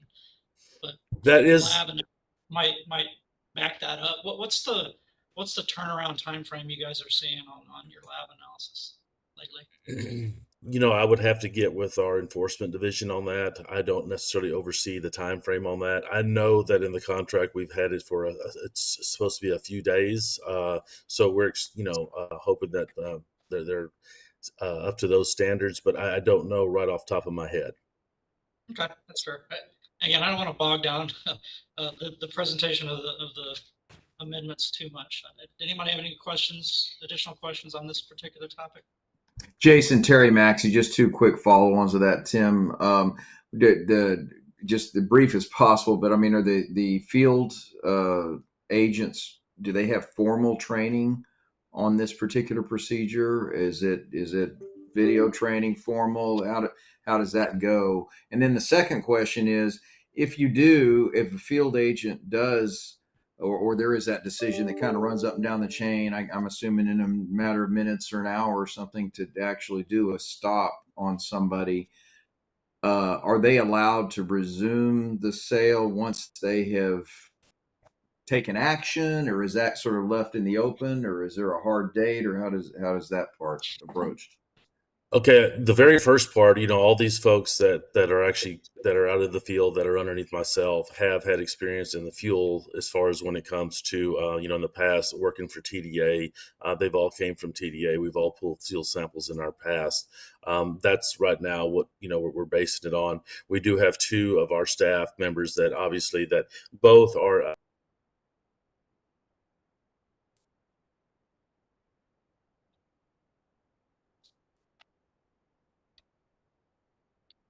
I think we lost Tim.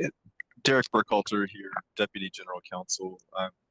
There is a rule later on where we address stop sale orders, so maybe we can kind of table this discussion until we get to that. Yeah, thank you, Derek.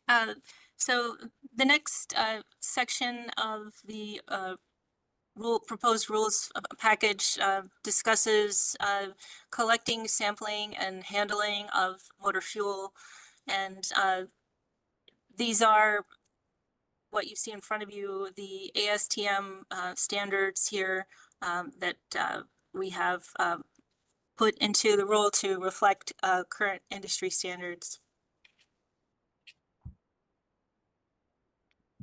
And then if there are no questions on this section, the next section we will discuss is that of the stop sale order. I'm going to just scroll down if you just bear with me. And once again, this language comes from the Senate Bill 246, Section 12 of the bill is where you can find it. As you may remember, it used to be the onus was on our executive director, and so that obviously takes time. Now we were granted the ability to have it say the department or with the approval of the executive director or the executive director's designee. And then these are the conditions now that when a stop sale order may be lifted. And again, it's from Section 12 of the bill.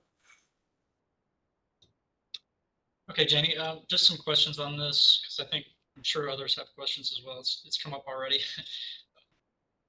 So I guess I understand the intent of the changes in statute. Is it your understanding that the language was designed to speed up the process? Is that primarily what the change here is targeted at? That is my understanding of the language from the bill, yes. Okay. So, I mean, can someone here today kind of give us an understanding of who's kind of holding that authority now if it's not the executive director? I mean, what is the planned process of as far as implementation on this within the department? Well, at this time, we're still working through that piece, and we hope to have more clear procedures sketched out in the future. And that might be something that we would put to a work group to discuss if there is an interest in that as well. Okay, understood. So right now you're getting the regulations where they need to be in order to implement a change, and then your plan is to kind of develop those procedures later. Yes, sir.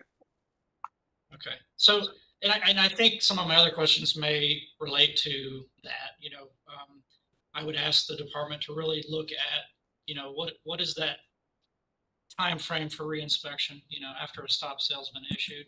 Obviously, you know, we I don't think anyone disagrees that if, you know, the site has bad fuel, right, we don't want it being sold to customers. Nobody wants that. But once a stop sale is issued, you know, it's very important that those procedures on the back end be, you know, very streamlined and responsive so that it doesn't stay in place longer than it needs to. So I would ask the department to really look at, you know, what is that time frame? What are the actual processes for acquiring information on the compliance status?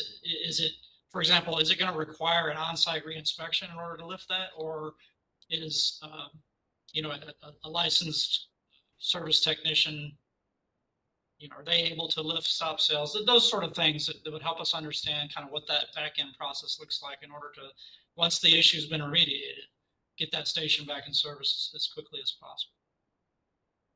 Understood. Okay, well, there's just one section left. It's very minor. And again, this comes directly from the language from the bill. It has to do with what is considered an acceptable metrology laboratory. And so let's see, under 9758, as you can see, under subsection D, this is straight from the bill. And then I'll just scroll down so you can see the remainder of the rules package. Again, it's just anything that's stricken is language that is no longer used, and it was from SB 246. So with all of that said, I recommend that the board would propose these rules for publication to the Texas Register at this time. Thank you very much. Thanks, Janie. One more question. So what does the timetable look like for this? Can you bring us up to speed on that as far as? I don't know off the tip of my tongue what the time frame is. I can tell you we do have it on schedule, so it is on track. I would need to look at the official rule time frame to clarify that, and I'd be happy to get you a copy of that as soon as I can. And Derek Burkhalter, Deputy General Counsel again. Our planned effective date for these rules is January 1st, 2025. And so they would be presented to our commission for adoption at its December commission meeting. Thank you, Derek. Yeah, okay, thank you. Yeah, appreciate that, Derek. I think because there are these unanswered questions with respect to, you know, implementation of actual implementation of some of these changes, you know, it'd be very important for us to hear, you know, what those plans are prior to the implementation date. And if that implementation date has to be pushed out in order to, you know, accommodate that discussion, I think we need to keep that in mind. It's one thing to kind of have the rules, the language flow through the process and for public comment and response, but without knowing exactly how that rule is going to be implemented, it kind of leaves us without really knowing what the potential impact would be. And Jason, Terry Maxey, you know, the concern I have reading it is that things that like a designee or undefined. I mean, I think the concept in my mind, at least, is that a stop order, you're 100% right. If there's bad fuel being sold, that needs to be stopped. But I don't think that's the predominant thing that's happening. I think most people, if there's a problem with the fuel, they respond very quickly. At any rate, if there's a need for a stop order, that's a pretty serious deal. That is a damaging thing to somebody's business and everything else, and should be hard to do. I mean, it can be quick, but it shouldn't be left to just anybody to do. And then the second thing is there ought to be a real clearly spelled out remedy for compliance. Whatever is done, the minute that's done, the stop order is lifted, and it feels a little bit nebulous to me, which is a little bit frightening. Jason, Wes Nance here, and I'm you know who I am, and I'm not a fuel guy. I don't have a station, but I do on the back end of what you were saying and what Terry's saying. I tend to agree that it should be not the easiest thing in the world to put a stop order in, but once it is, I think that there should be clear measure as to what needs to happen and who is authorized to open that store back up or start that back up. And I mean, a lot of people are involved in it, and I agree. I don't think we should just say, okay, let's adopt these without knowing the answer to the questions that we've all got for these. That's where I stand on it. Board members, Courtney Arbor, Executive Director, I wanted to chime in on this. I actually believe the drafting of this began before I started, so I was hesitant to chime in until I heard more discussion, but I want to give you what I believe will be peace of mind on this. There are a lot of orders that come through the agency, and what is happening right now is the deputy executive directors, such as Brandy Myers, who you met a moment ago, and Steve Bruno, who have been with the agency a very long time and serve in a deputy role, is who we would be talking about here. We don't spell that out clearly in the event like that the agency might reorganize, but it would always be that higher level. I can understand you being concerned about how far down the delegated authority would go, but I will tell you the language here is intended to infer that I would do it, or if I'm not able to get to all of because I intend to look at all of the high risk and I'll say business stopping or business impacting orders, that it would be the deputy directors that do that. Does that help? Or if I'm on leave, for instance, we would need someone else to be able to more quickly get to those orders. Terry Maxey, yeah, it makes total sense to me. I mean, and that intent makes absolute sense. Everybody on this call's got good intentions. Some down the road, 2 years from now, they allow a field inspector to be the designee or something. I mean, I think that's what you're trying to avoid. I think we all agree, and I fully understand what you're saying, and it makes complete sense to me. It's just a matter of whether the language would need to be perfected to clarify that or not. Okay, we will. Courtney Arbor again. We will take a look at the language to see if there's anything else, but I will just say, to provide some level of comfort, that's why the advisory boards are defined in the law, so that should we ever need to amend the rule because it is allowing for something that you all don't agree with, that this would be a forum to do that, or to contact the executive director. But I will say that is the intent of the language, is that those that are in the very few people approve these orders at this level. Yeah, and this is Adam Thompson. One of the issues was moving the program from TDA to TDLR was the motion of a complaint for fuel quality, sending a service technician out there, going out there and testing it. And it was holding up all that storage. So there's a lot of eggshell walking here on when we approach this topic particularly. So maybe we can all do, I think we've done this before, email some verbiage per se to and have it all looked in and see if we can all agree on a particular verbiage that doesn't put that threat in there of an immediate stoppage, immediate stop sell, and put us in another boat that we were already in, and not have to go back down another road with when we start talking about terminology and in regards to new rules. Yeah, Adam, I think part of your comment gets to, what is the scope of the stop sell order? Because it's not defined at all in the draft language. Are we talking exclusively fuel quality issues or other violations? What's the focus here? And if there is a particular focus, I would feel more comfortable if that is clearly defined in the draft rule, because I understand there's a process here, but as far as the board's involvement, I think this is our only opportunity really to kind of advocate for changes in the language that make for more straightforward implementation. I think once the process gets started and the language posted, I mean, I know there's comments and reviews and things that are done. I'm concerned that if we leave this section kind of nebulous, that you know, it concerns me that it may not be, you know, kind of tailored or specified in the future. But again, I guess my question is the vision for this section, is it focused more or primarily on fuel quality versus any other, you know, type of violations that might occur? So Derek Burkhalter, Deputy General Counsel. Just keep in mind that this is really just implementing the changes that the bill made to the statute.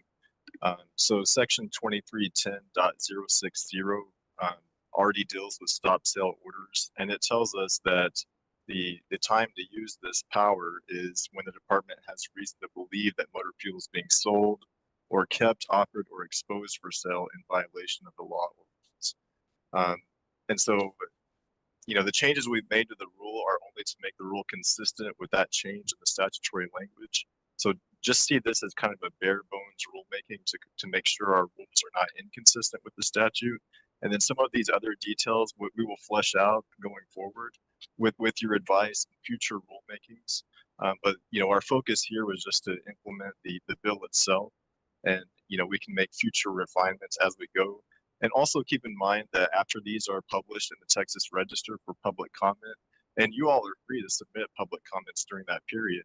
But we will review those comments. We'll bring them back to you at a subsequent meeting before we take these to the commission. And so at that point in time, we'll have a little bit more time to kind of look into your questions as far as process and things like that, and hopefully be able to bring you some more details with regard to our plans in that regard. But stop sale orders are not a new thing for us generally. This is just a few modifications that the bill made to the statute.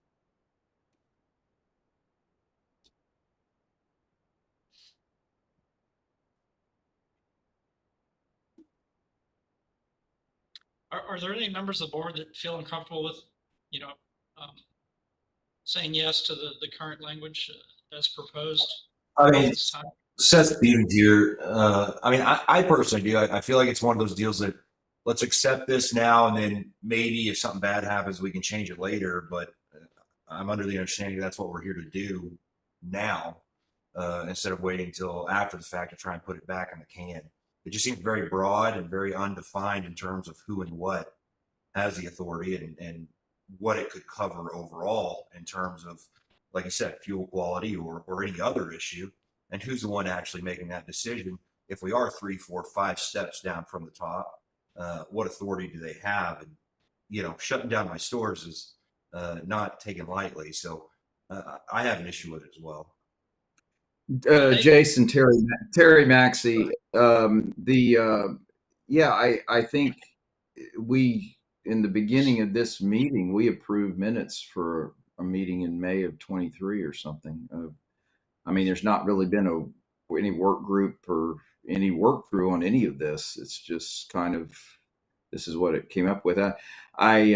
So in my mind, if you're asking me if I think it's okay, you know, not really. I mean, if you're asking my opinion, if you know, so no, I think that it probably needs a little bit of work, and I'm happy to do whatever I need to do or whatever my part or role could be in it to, you know, help everybody, you know, get it right. It's not like changing the intent of it, but I think making sure that there's not unintended consequences are the main concern.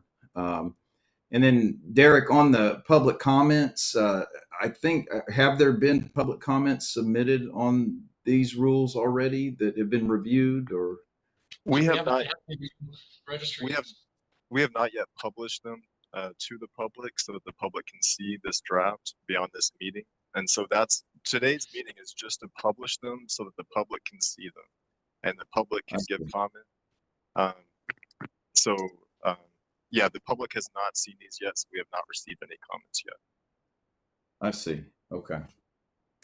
Yeah, to, I I'm mean, just giving. Jason, to answer your question, yeah, I'm, not comfortable with it the way it is. It seemed like it needs to be refined. That's my response. So. Yeah, this is Carlos Garza. I concur with Terry and Seth. I believe we need some more definite and clear communication as to who has the keys to be able to effect a stop sale. I think it needs to be a little bit more clarified, because I too would not just want my stores in the hands of somebody that can effect a stop sale. And so I think it does need more clarification and a little bit deeper dive and looked at it again, given that, we haven't met as a group, again, to Terry's point, in quite a bit of time. So I'm not comfortable with it the way it is today. I think it's a bit of a 1-2 punch with respect to the things that have been presented. I think the stop sale, the generality of the stop sale section, coupled with the addition of the qualitative measure with respect to evaluating fuel samples, it's kind of a 1-2 punch with respect to envisioning a scenario where there's going to be maybe a not well-defined qualitative assessment of fuel that's maybe it's good, maybe it's not. It's going to result in a stop sale that might be, arbitrary or, heavy-handed. I think it's a concern that most folks in this board would probably feel with respect to the way it's currently written. So it may kind of resolve some of that concern if there was more specific language with respect to designee. I mean, would the department be opposed to listing what those roles actually are? That might allay some of the concerns that the board members have. But beyond that, I think there's a more general concern about some of the things that aren't spelled out in rule that are actually more aligned with process and procedures with respect to timeframes for reinspection and lifting of the stop sales and those sort of things. That's the kind of thing that I don't think you're going to be able to address too much right now. But I'm just trying to think of ways that you might be able to get more of the folks on the board comfortable with the current language. Mr. Hare has his hand up. Yes, I was just going to kind of echo Terry and everyone as well. We haven't really had a chance to meet for quite a while, so I think you have to have a stop sale. I 100% agree with that, but I do think that we just really need to clarify how that happens and when it happens, and what rules will be, what will be following when we do this, because it is a huge deal when you shut down fuel.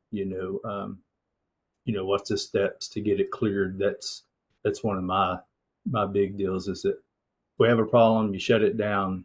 How quick can we, if we fix the problem, how quick can we return selling fuel? So I would like to see us go a little further with defining that before we do anything with it. Derek Burkhalter, Deputy General Counsel. So I would just point out again that the bill has already made these changes. And so the department's ability to delegate this decision making, it's in statute. I mean, we can make rules, but generally these are internal processes as far as designation of someone's ability to make a decision. And that's an internal factor that the department generally makes based on its necessity of the situation, as Ms. Arbor said, if she goes on leave or something like that. And then with regard to what happens after the stop sale is issued,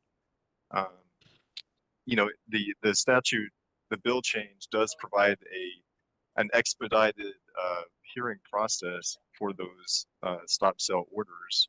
And I can tell you the department has no incentive to go into those hearings if we can just fix the problem on the side and verify that it's been fixed. So again, a lot of that is internal department procedures, and internal procedures don't go in rule, because those are more about the public facing things. So again, I would just say the bill has already made these changes. This rulemaking that we've presented is only to make our rules consistent with that. And so there aren't really a lot of things that go outside of what the statute has already done. So I don't know if that gives you any comfort at all, but you know, as far as whether the designation can occur, whether the designee can be appointed, that the bill already provides for that. And Courtney Arbor, thank you, Derek, for clarifying that. The team and I can talk about whether it makes sense to add some language without shoehorning us into some kind of state agency structure. Maybe we add or deputy director or other member of executive management with designated authority. But you all can decide if we can move forward like that with us tweaking the language. We still have the public comment phase where commenters, including you, can submit comments about the language you would like to see. But based on what I'm hearing, I'm inclined to work with legal offline to see if we can find something that gives you a better image of the position that I'm talking about without naming a specific title. I appreciate that, Courtney. Just to confirm, the statute uses the term authorized representative. Is there a reason that language is not used and defined in the proposed rule? Okay, and I'm trying to find where in the bill you're referring to exactly. I'm referring to section 2310.060 of the revised statute. Okay, so the authorized representative is talking about licensed service providers, I would assume. I see the designated language now. Okay. I guess it's a little bit rare for me to see the regulations promulgated from a statute kind of be shorter than the actual statute. Maybe that's kind of creating some of the misgivings. There's a lot of information in the statute with respect to the stop sales. Well, and where the statute does provide that level of detail, we often don't need to go beyond that. I mean, where you know we can in the future moving forward, we can refine what that is. But again, this is just an effort to make sure our rules are not inconsistent with those changes. And you know, where it does provide that process and does provide the ability for a hearing as a contested case under the Administrative Procedure Act. You know, we do have rules in Chapter 60 that apply to all of our department programs as far as how contested cases play out. And that's all done at the State Office of Administrative Hearings. And that's a very standard process. And so, you know, we already have those rules in place department-wide. So that's why you don't see a whole lot of process rules in this specific rulemaking. You know, we try not to repeat statutes or repeat other rules that are in place, but we already have that body of rules as part of the department's department-wide rules that apply to all of our programs. Yeah, Derek, I think what I'm getting from this conversation is that the statute was changed to include a requirement that the commission adopt rules. And that's what you're doing to try to, that's kind of the primary force behind proposing these. And I think this section in particular may be overly general because you're basically just trying to meet the requirements of the statute and not be very well defined with respect to exactly what the process or procedures will be. Is that kind of a fair takeaway? Well, to some degree, but also, like I just said, we already have process rules in place in our Chapter 60 rules. And so it's not necessary to spell them out here because our Chapter 60 rules provide that process to all of our programs, including this one. And so it's not, you know, to some extent, we already have those necessary rules in place. They've already been adopted by the commission for those contested case procedures, if it's going to a hearing. But like I said, we're not going to take those to a hearing unless we absolutely have to. If someone's come into compliance, we're going to lift that stop sale order as soon as we have satisfactory evidence of that. And if we need to get into the nuts and bolts of what that satisfactory evidence would be or timelines for that, that's something we can flesh out in the future, in future rulemakings with further discussions.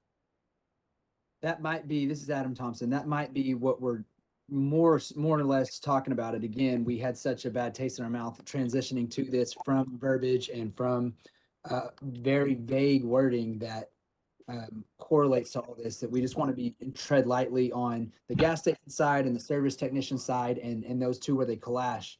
So I would just say that maybe that's something if we can do sooner than later, board meeting, more correspondence with that, but that might clarify all this and give a little bit of ease to what we're discussing on this in general.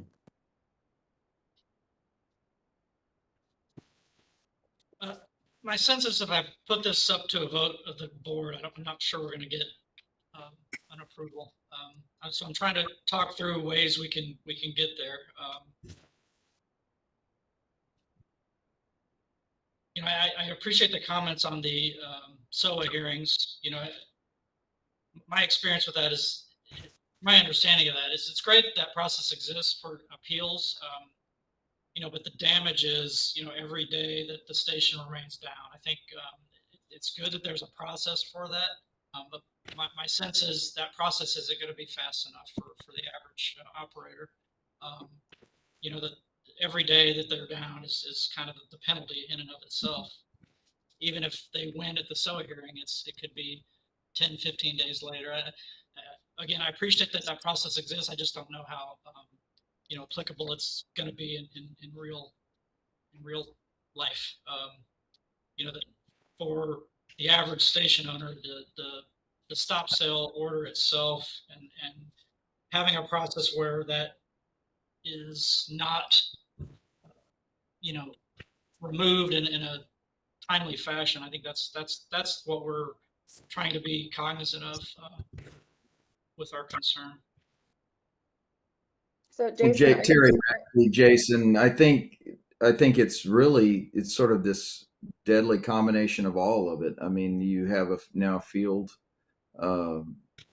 person looking at the fuel, and that's a subjective look. And then there, you know, I know that there are processes, and there's always going to be good intentions, but you know, once that stop sale happens, it's just not very clear. Can be fixed. Is that on all products? What if you're blending? I mean, there's a whole bunch of questions that don't seem really clear to me, and that's an awful lot of power that just sort of seems very unlimited, and it doesn't seem like it's that hard to fix it, frankly. But I don't know. You know, again, my opinion, for what it's worth, if anybody's asking, is I think it should be fixed. You know, perfected, if you will. You know, the intent's good, but we ought to, you know, make sure that it's right.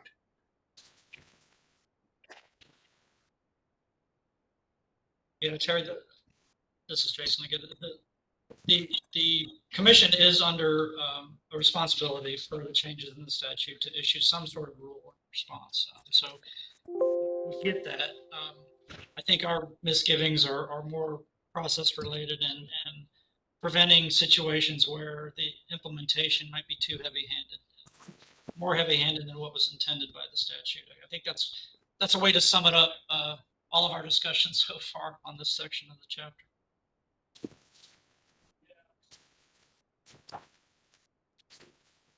Unfortunately, I don't really have a recommendation for how to get us in this meeting to a point where, you know, the board members feel comfortable with this language as proposed. That's kind of where I'm struggling. I don't have any recommendations other than, you know, clarifying with respect to what the designee, what the application would be. But I think the other things related to procedurally how stop sales would be lifted, I'm not sure we're going to be able to address that in this meeting. And I don't really have a good recommendation for how to get us there today. Just a question, Keisha, Skylar, as a board, do you need our okay to go ahead and push these to the federal or to the Texas Register? Sorry. Right. We're so the purpose of the motion that's currently on the floor is whether or not the board would propose these rules for publication to the Texas Register, and at that time it would open up this draft to public comment. So potentially, you know, this draft could be further refined. So Yeah, I think I think for the public comment, that does give folks an opportunity to, but part of the board's job is to do some of that finessing and giving feedback before it gets there. So, you know, like as a company, we might have to go hire attorneys to offer comments. And so that can also be costly and take time. I'm just wondering if we could, if TDLR doesn't want or isn't willing to have another meeting to discuss possible revisions to how it's currently written, if we could just take it to a vote so we can move on. Well, I mean, can somebody in the commission or department speak to, you know, what our options are at this point? I mean, I think we kind of faced this to some degree the last time we were looking at rules with respect to skimmers. You know, there was an opportunity to kind of change the draft a bit. We even offered, I think at that time, language for, you know, what we thought would be productive.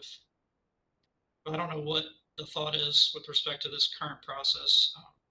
You know, I think everyone on this board is definitely amenable to, you know, having another meeting and quick turnaround. But, you know, I don't, again, I think if I put this for a vote now, it probably wouldn't be in the affirmative to move forward at this point.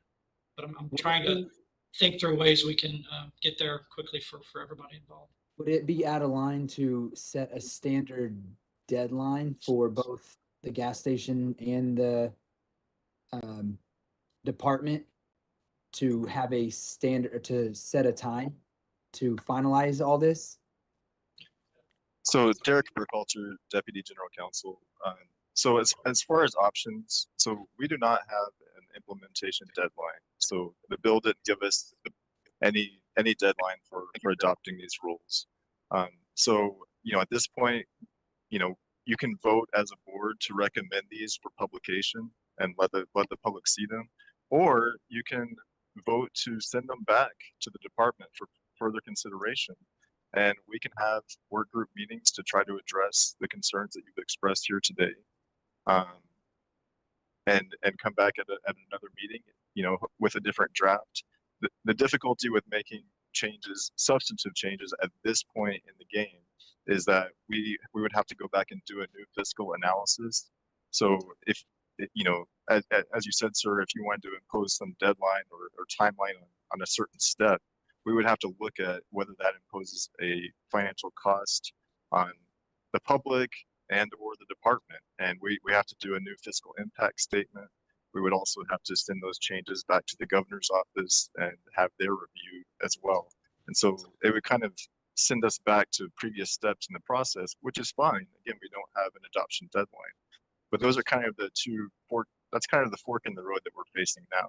Either, you know, take these public and let the public comment, or send them back to the department, to the drawing board, and kind of restart that process, which will, of course, delay our ultimate adoption. And as long as we're okay with that, you know, that can be done. Jason, Terry Maxey, and one way or the other, you know, what we did the last go round a year and a half ago was we had a work group and just kind of sliced this a little bit to make sure that the intent was spelled out. And they need to be able to do their job and all that stuff. And we want to be contributing to this, not get what, I mean, it's a cool thing, but it seems to me like there should be some, you know, committee that can just get into this for and a half minute and say, well, this is the recommendation. And to Derek's point, we don't want to do anything that costs anybody any money. Frankly, you know, we're more interested in the money saving side of things. So in my opinion, that's the way to go. Now, procedurally, whether that's publishing them now and doing it or whatever, it seems to me like the thing to do would be to have the work group now. But I guess I'll yield to the group judgment on that. So Keisha Escada, I would say that if we move it to public comment, though, you're going to receive these comments through public comment And so I think you're gonna have to go back and do your fiscal procedural stuff anyway, unless you just choose not to consider the comments that are submitted. Yeah, that's true. It's if we have to make substantive changes, later, then those would also have to go back for fiscal analysis, as you said. So that's a that's a good point. But I just I would just urge that from the department's perspective, I think we just saw this as a cleanup bill that was just kind of making small alterations, and our goal here was just to ensure our rules were not inconsistent with those changes, not to necessarily flesh out the process for everything. And so I don't want the perfect to be the enemy of the good here. If we can go ahead and get these changes made to make sure our rules are not inconsistent with our statute, and then go forward and have these work group meetings going forward, that would be ideal from the department's perspective. But given your concerns, we're certainly happy if that's your recommendation, to take a second look and start over and have a more involved work group process to flesh out all these details. Derek, this is Adam Yeah, talking. Derek, Real ahead, quick, Adam. does the language show there to you in your opinion? Does it seem vague to you? I guess is what our concern is. And so does it, in your eyes, the way you read it, seem vague that could be applied in numerous perspectives?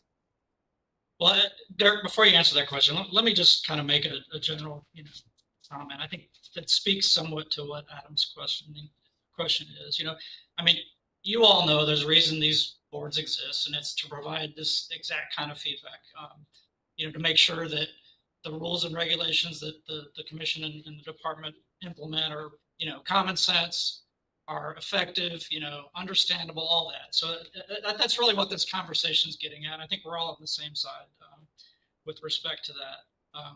I think we totally understand the commission and the department's stance that they are obligated to promulgate some regulations in response to the statute that was changed. That's totally understandable.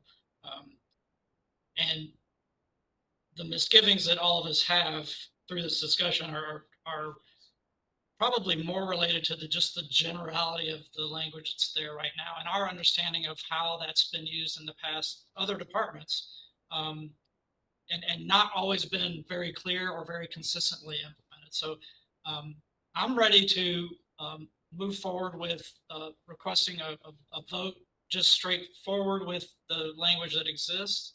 And then if we have to have other motions after that to talk about that result, we can do that. But I didn't mean to take away from your question, Adam. Did I kind of bring that up in a general context, or is there something specific that you wanted to? No, it was just in general the opinion. I mean, that's where our concern is how vague it seems, and where it could be held accountable in certain factors that wasn't intended right now. And we talk about, well, it's who's in place now, but when you get years down the road, who's in place then? And does that seem too vague and applicable to numerous situations in which wasn't intended for what we're talking about today? And so I guess, and Derek, when you think about it, you look at it and you actually read it, does it seem vague to you? And then would that justify our vote to say, let's go back to the drawing board? Because I mean, honestly, it's the sooner or later thing. And do we approach it now, or do we go in and find the unfairness of what we were talking about and what we foresee? Because we've all been in this industry, we've all seen it, experienced it. And I think that we're going to anticipate something, and it's better to spend the time and money now, I think, than go down this road and have that battle through the courts and whatnot. And so I would just say, if you could look at it and think, does it seem vague to you? And if yes, then I think you can justify our response as well. Well, another option that I should bring up is that we can remove the sections in these proposed rules that are giving you discomfort and possibly proceed with the other ones. And so if if your concerns are only regarding the part about executive director delegation to a designee, we can remove that rule language from this proposed package. The statute will still stand with that same exact language, but we can remove that rule and then also the changes to the stop sale order section, we can remove that as well, because that sounds like the two main concerns we have. And that would allow us to proceed forward with the remaining sections and then just focus on those two sections for basically sending it back to the work groups. And that would be kind of a middle path we could take. Just Well, one other point I just wanted to make here, because there was some discussion about where the language from the statute spoke to the executive director or designee. That's actually in section 12 of Senate Bill 246, obtain the approval of the executive director or the executive director's designee before taking any action under this section is what the language says. Thank you. right. Thank you. Well, we've talked a lot. I feel like administratively we should go ahead and follow the correct process. I'm ready to entertain a motion to take a vote on approving the language as written. If someone will offer one.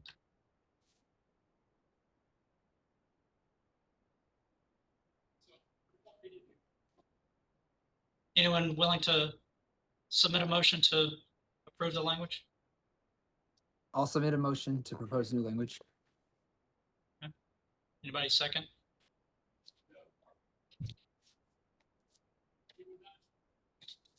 Jason, can you clarify what the motion was? The motion is to go ahead and have a roll call vote on the current language as proposed to us for approval to publish in the Texas Register. Okay, I second for a roll call. Angelica, would you do the roll call, please? Yes, sir. Wes Nance, Nay. Adam Thompson. Yay. Can you repeat that? Yay or nay? Yay, I'm sorry. You're good. Seth Stevens, No. Carlos Garza, No. Terry Hara, No. Terry Maxey, No. Keisha Esqueda, No. and presiding officer Jason Harris. No. Motion does not pass. Okay, so I just wanted to get that out of the way so that we can move on with what our thoughts are for how to proceed. I think the last time we were involved in rulemaking, that process was a little more involved, and I think we all kind of felt comfortable in that the way that worked. So I think we have two options here. So far has been described to us by Derek and others. We can take this entire package and send it back to the department for review and work grouping, even with us on the side. Or we can remove certain sections of it. But I wanted to, on that latter option, I wanted to just confirm.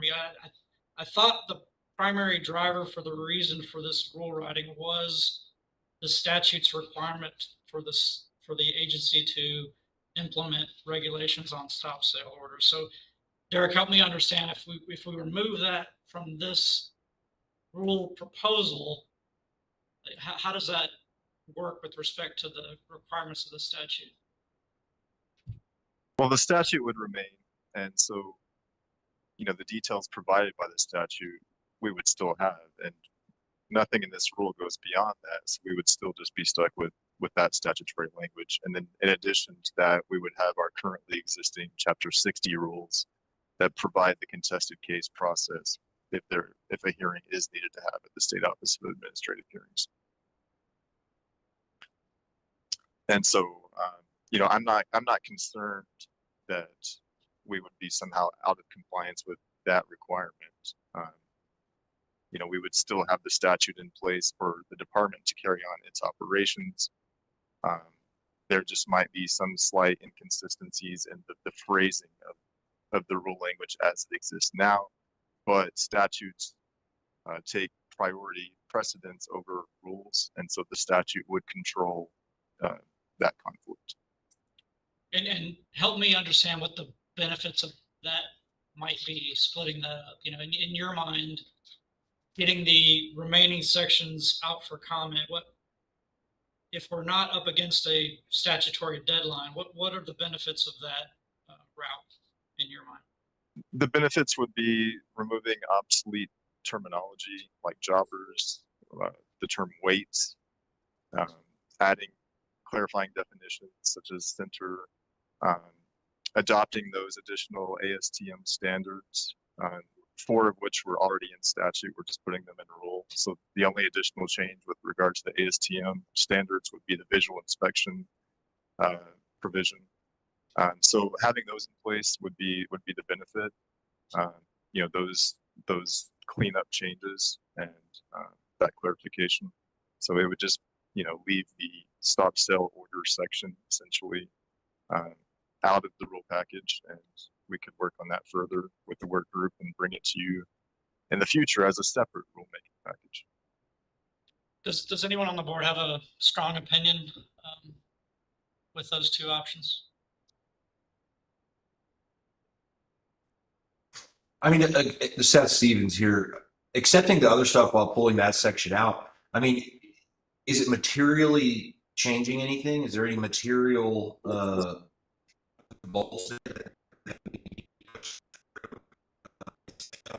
whole thing and addressing the other sections as well?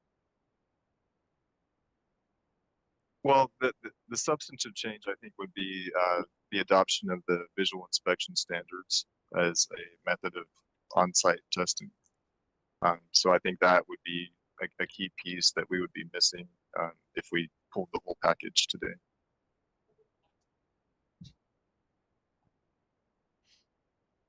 Is this the water visual or the haze? Sorry. Yeah, it's. Yeah. Okay.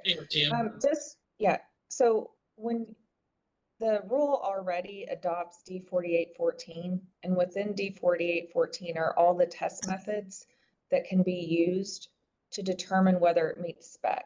So I didn't mention this earlier, but technically you don't need that test method in there because you're already adopting it because you adopt 4814.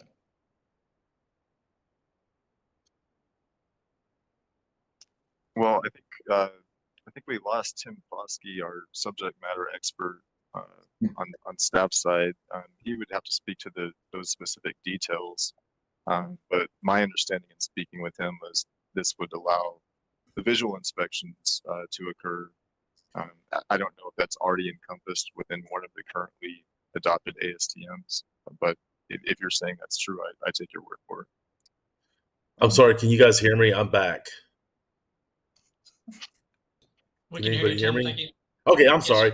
Yeah, no, that may be true. I think we wanted to incorporate it in there just to make sure that we made reference to it, and that may be a little apologies on my end, but we can definitely look at that as well again if it's redundant. Excuse me. I mean, based on the conversation we're at this point, does anybody have a motion they would like to offer?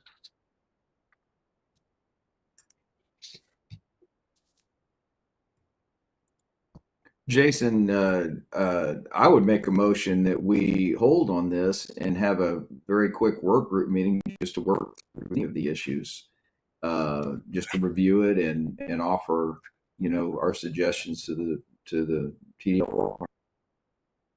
And I second that. Well, just to interpret what the motion actually is, I think the motion is to return the entire package back to the department for review and additional work group. Is that correct, Terry? Yes, sir, Mr. Chairman. That was my motion. Okay. I would second that. Okay. Angelica, if you would do a roll call vote on that motion, I'd appreciate it. Let me just confirm it was Mr. Maxey that made that motion. Is that correct? Correct. And who was the second? I didn't catch that. I apologize. Originally it was Wes. It's Terry Hara, yes. Terry Hara, okay. Okay.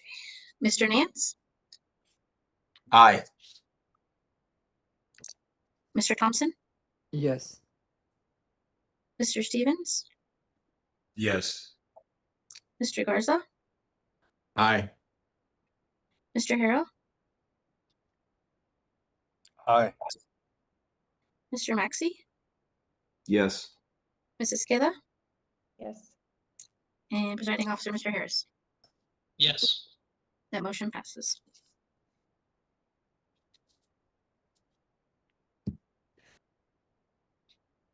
Well, I hate to, throw a speed bump in the road. I understand that's not ideal, but we look forward to working with the department to kind of clarify some of that language. And I do believe strongly that every member of this board is committed to, participating and being very responsive and trying to, make sure we get these questions answered quickly so that you guys can get that rule package moved down the road. And we appreciate your input. We definitely look forward to working with you on improving that rule language. So thank you all for your feedback.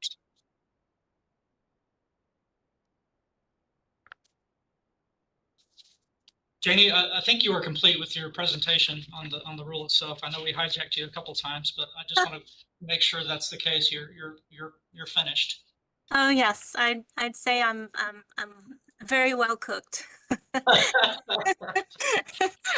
that not to say that I don't look forward to visiting with y'all in the future and continuing to learn more and more about this very important program. So thank you so much for your time and contributions to it. Thank you. Next item on the agenda is appointment and reappointment of work groups. I think we just identified one, but other possible assignments or tasks for work group activity. All right. Angelica? Yes, let me pull up this document real quick. So real quick, Mr. Skurlock, I'm not sure if you guys are aware, retired, so he's no longer to serve in that role. So I don't know if we quickly want to assign Sergeant Bond to replace Mr. Skurlock under the skimmer work group, and possibly if you want to the enforcement work group. Okay. I assume I need a motion for that? No, you can just appoint him if you like, if he's agreeing to it. By all means. That was voluntold right there. Okay. And then the other option, or I guess the discussion is, yeah, we're talking about the rules package. Which work group would we want to possibly assign that to for further discussion? Yeah, I think the rules, compliance, and standards is the group. Okay. If I may, I mean, I'm not on that group, but I mean, I would like to be a part of that discussion on this thing if possible. So unfortunately, we can only have 4 members, or we'll end up with a quorum. So someone would have to step down from that work group. Okay, no problem. Okay. And Seth, just to kind of alleviate some of your concern, I mean, the way this worked last time was that, each work group brought that information back frequently to the board at large, and there was very thorough discussion on a lot of that stuff. So okay, just because you're not on the work group, don't feel like you're not having an opportunity to kind of provide key input on what the final recommendations are. Correct. And then we get to have all this fun again. It is fun, but it's important, right? Oh, I'm in it. I'm in it.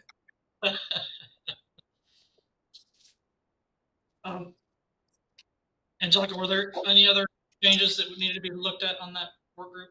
That was the only thing I had, unless there was a member who wanted to be either moved or removed.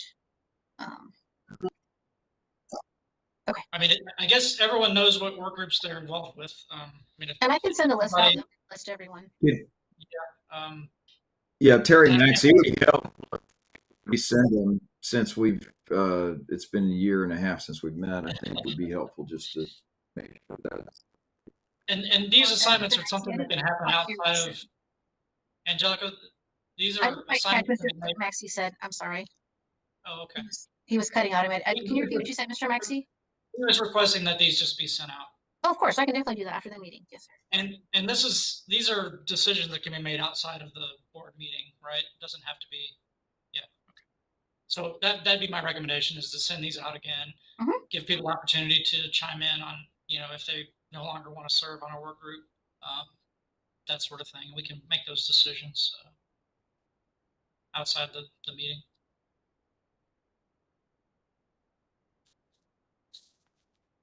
And I do want to thank Sergeant Bond for his willingness to participate. That's very helpful to the group for sure. So now we open up for recommendations for agenda items. I think first and foremost, obviously, is the additional discussion and work grouping on the proposed amendments to Chapter 97. Does anyone else have any additional items that they would like to discuss in future meetings? Jason, Terry Maxey. I've had some concern raised to me by folks in my company and other folks about the registration process being pretty cumbersome. And I don't know to what degree we get into the nitty gritty about it, but I have just a lot of curiosity about how the online system is working, if it is timely, if customers, users, licensees are running into roadblocks getting the registration stuff going. So I don't know if that's an item or maybe that's just a request for a more in-depth report at the next meeting or something like that.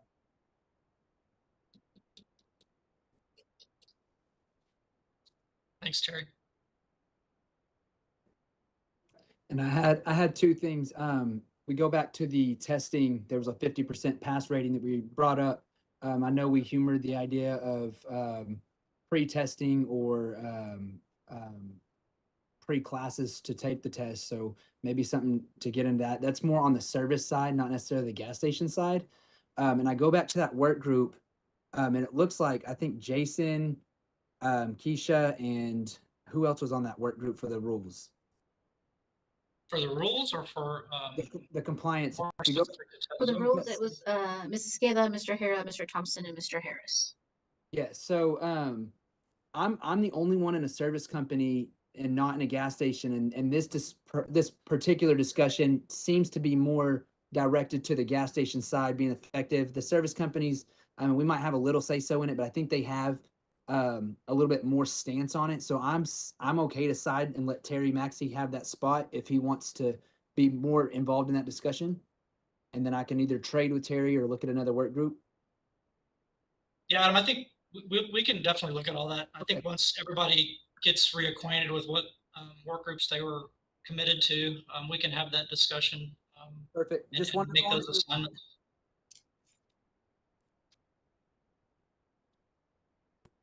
And Jason, Terry Max, I am here to serve, so you can put me wherever you want or put me in the corner if you want, whatever works. So Appreciate that, sir. And so, Angelica, do we need to talk about how to word the first agenda item, or do you think you have it covered with respect to the Chapter 97 amendments? For the recommendation for the next board meeting? Yes. Okay. I think I'm good. I kind of had a nebulous thought as far as potential agenda items. And I don't know if I kind of want to query the other board members on this. I think some time has passed, obviously 15 months since our last meeting, but even before that, I think we were focused more on the actual rules for the skimmer rules. But I don't know how many changes have transpired with respect to complaint inspections and the process and timeframes. I might like to hear, if not a more robust presentation on what the current processes and procedures and timeframes are. But I don't know if anybody else on the board was kind of equally inclined to kind of hear some of the current state of affairs on complaint process.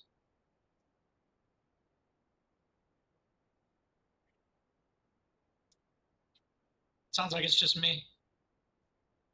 What are you talking about, like a timeline in terms of the reporting to getting the pump released and fired back up? Well, not related to stop sales, but more aligned with how complaints are received. Let's say it's a fuel quality complaint. What information is asked for from the complainant?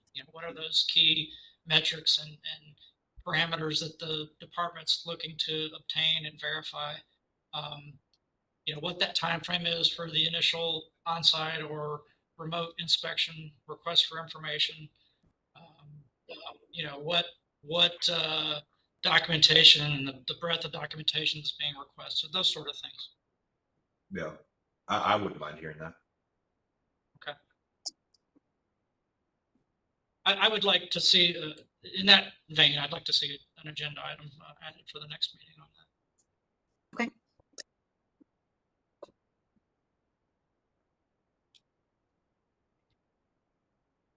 Any other topics, items you'd like to discuss further at the next meeting? Okay. So with respect to the next meeting, I think this is normally where we talk about the date and time, but it sounds like the main driver is going to be the Chapter 97 amendments. So I think we probably need to wait and hear back from the department on what that time frame looks like, and have Angelica kind of poll us later to set that specific date and time. Sure. Okay. It's been a long meeting, but it's been a good one. I appreciate everyone's time and attention. These are always very informative and good. If there's not any other comments on the items that have already been addressed, we'll adjourn. Thank y'all so much. Thank you, everyone. Thank you, everybody. Have a good rest of your week. Thank you.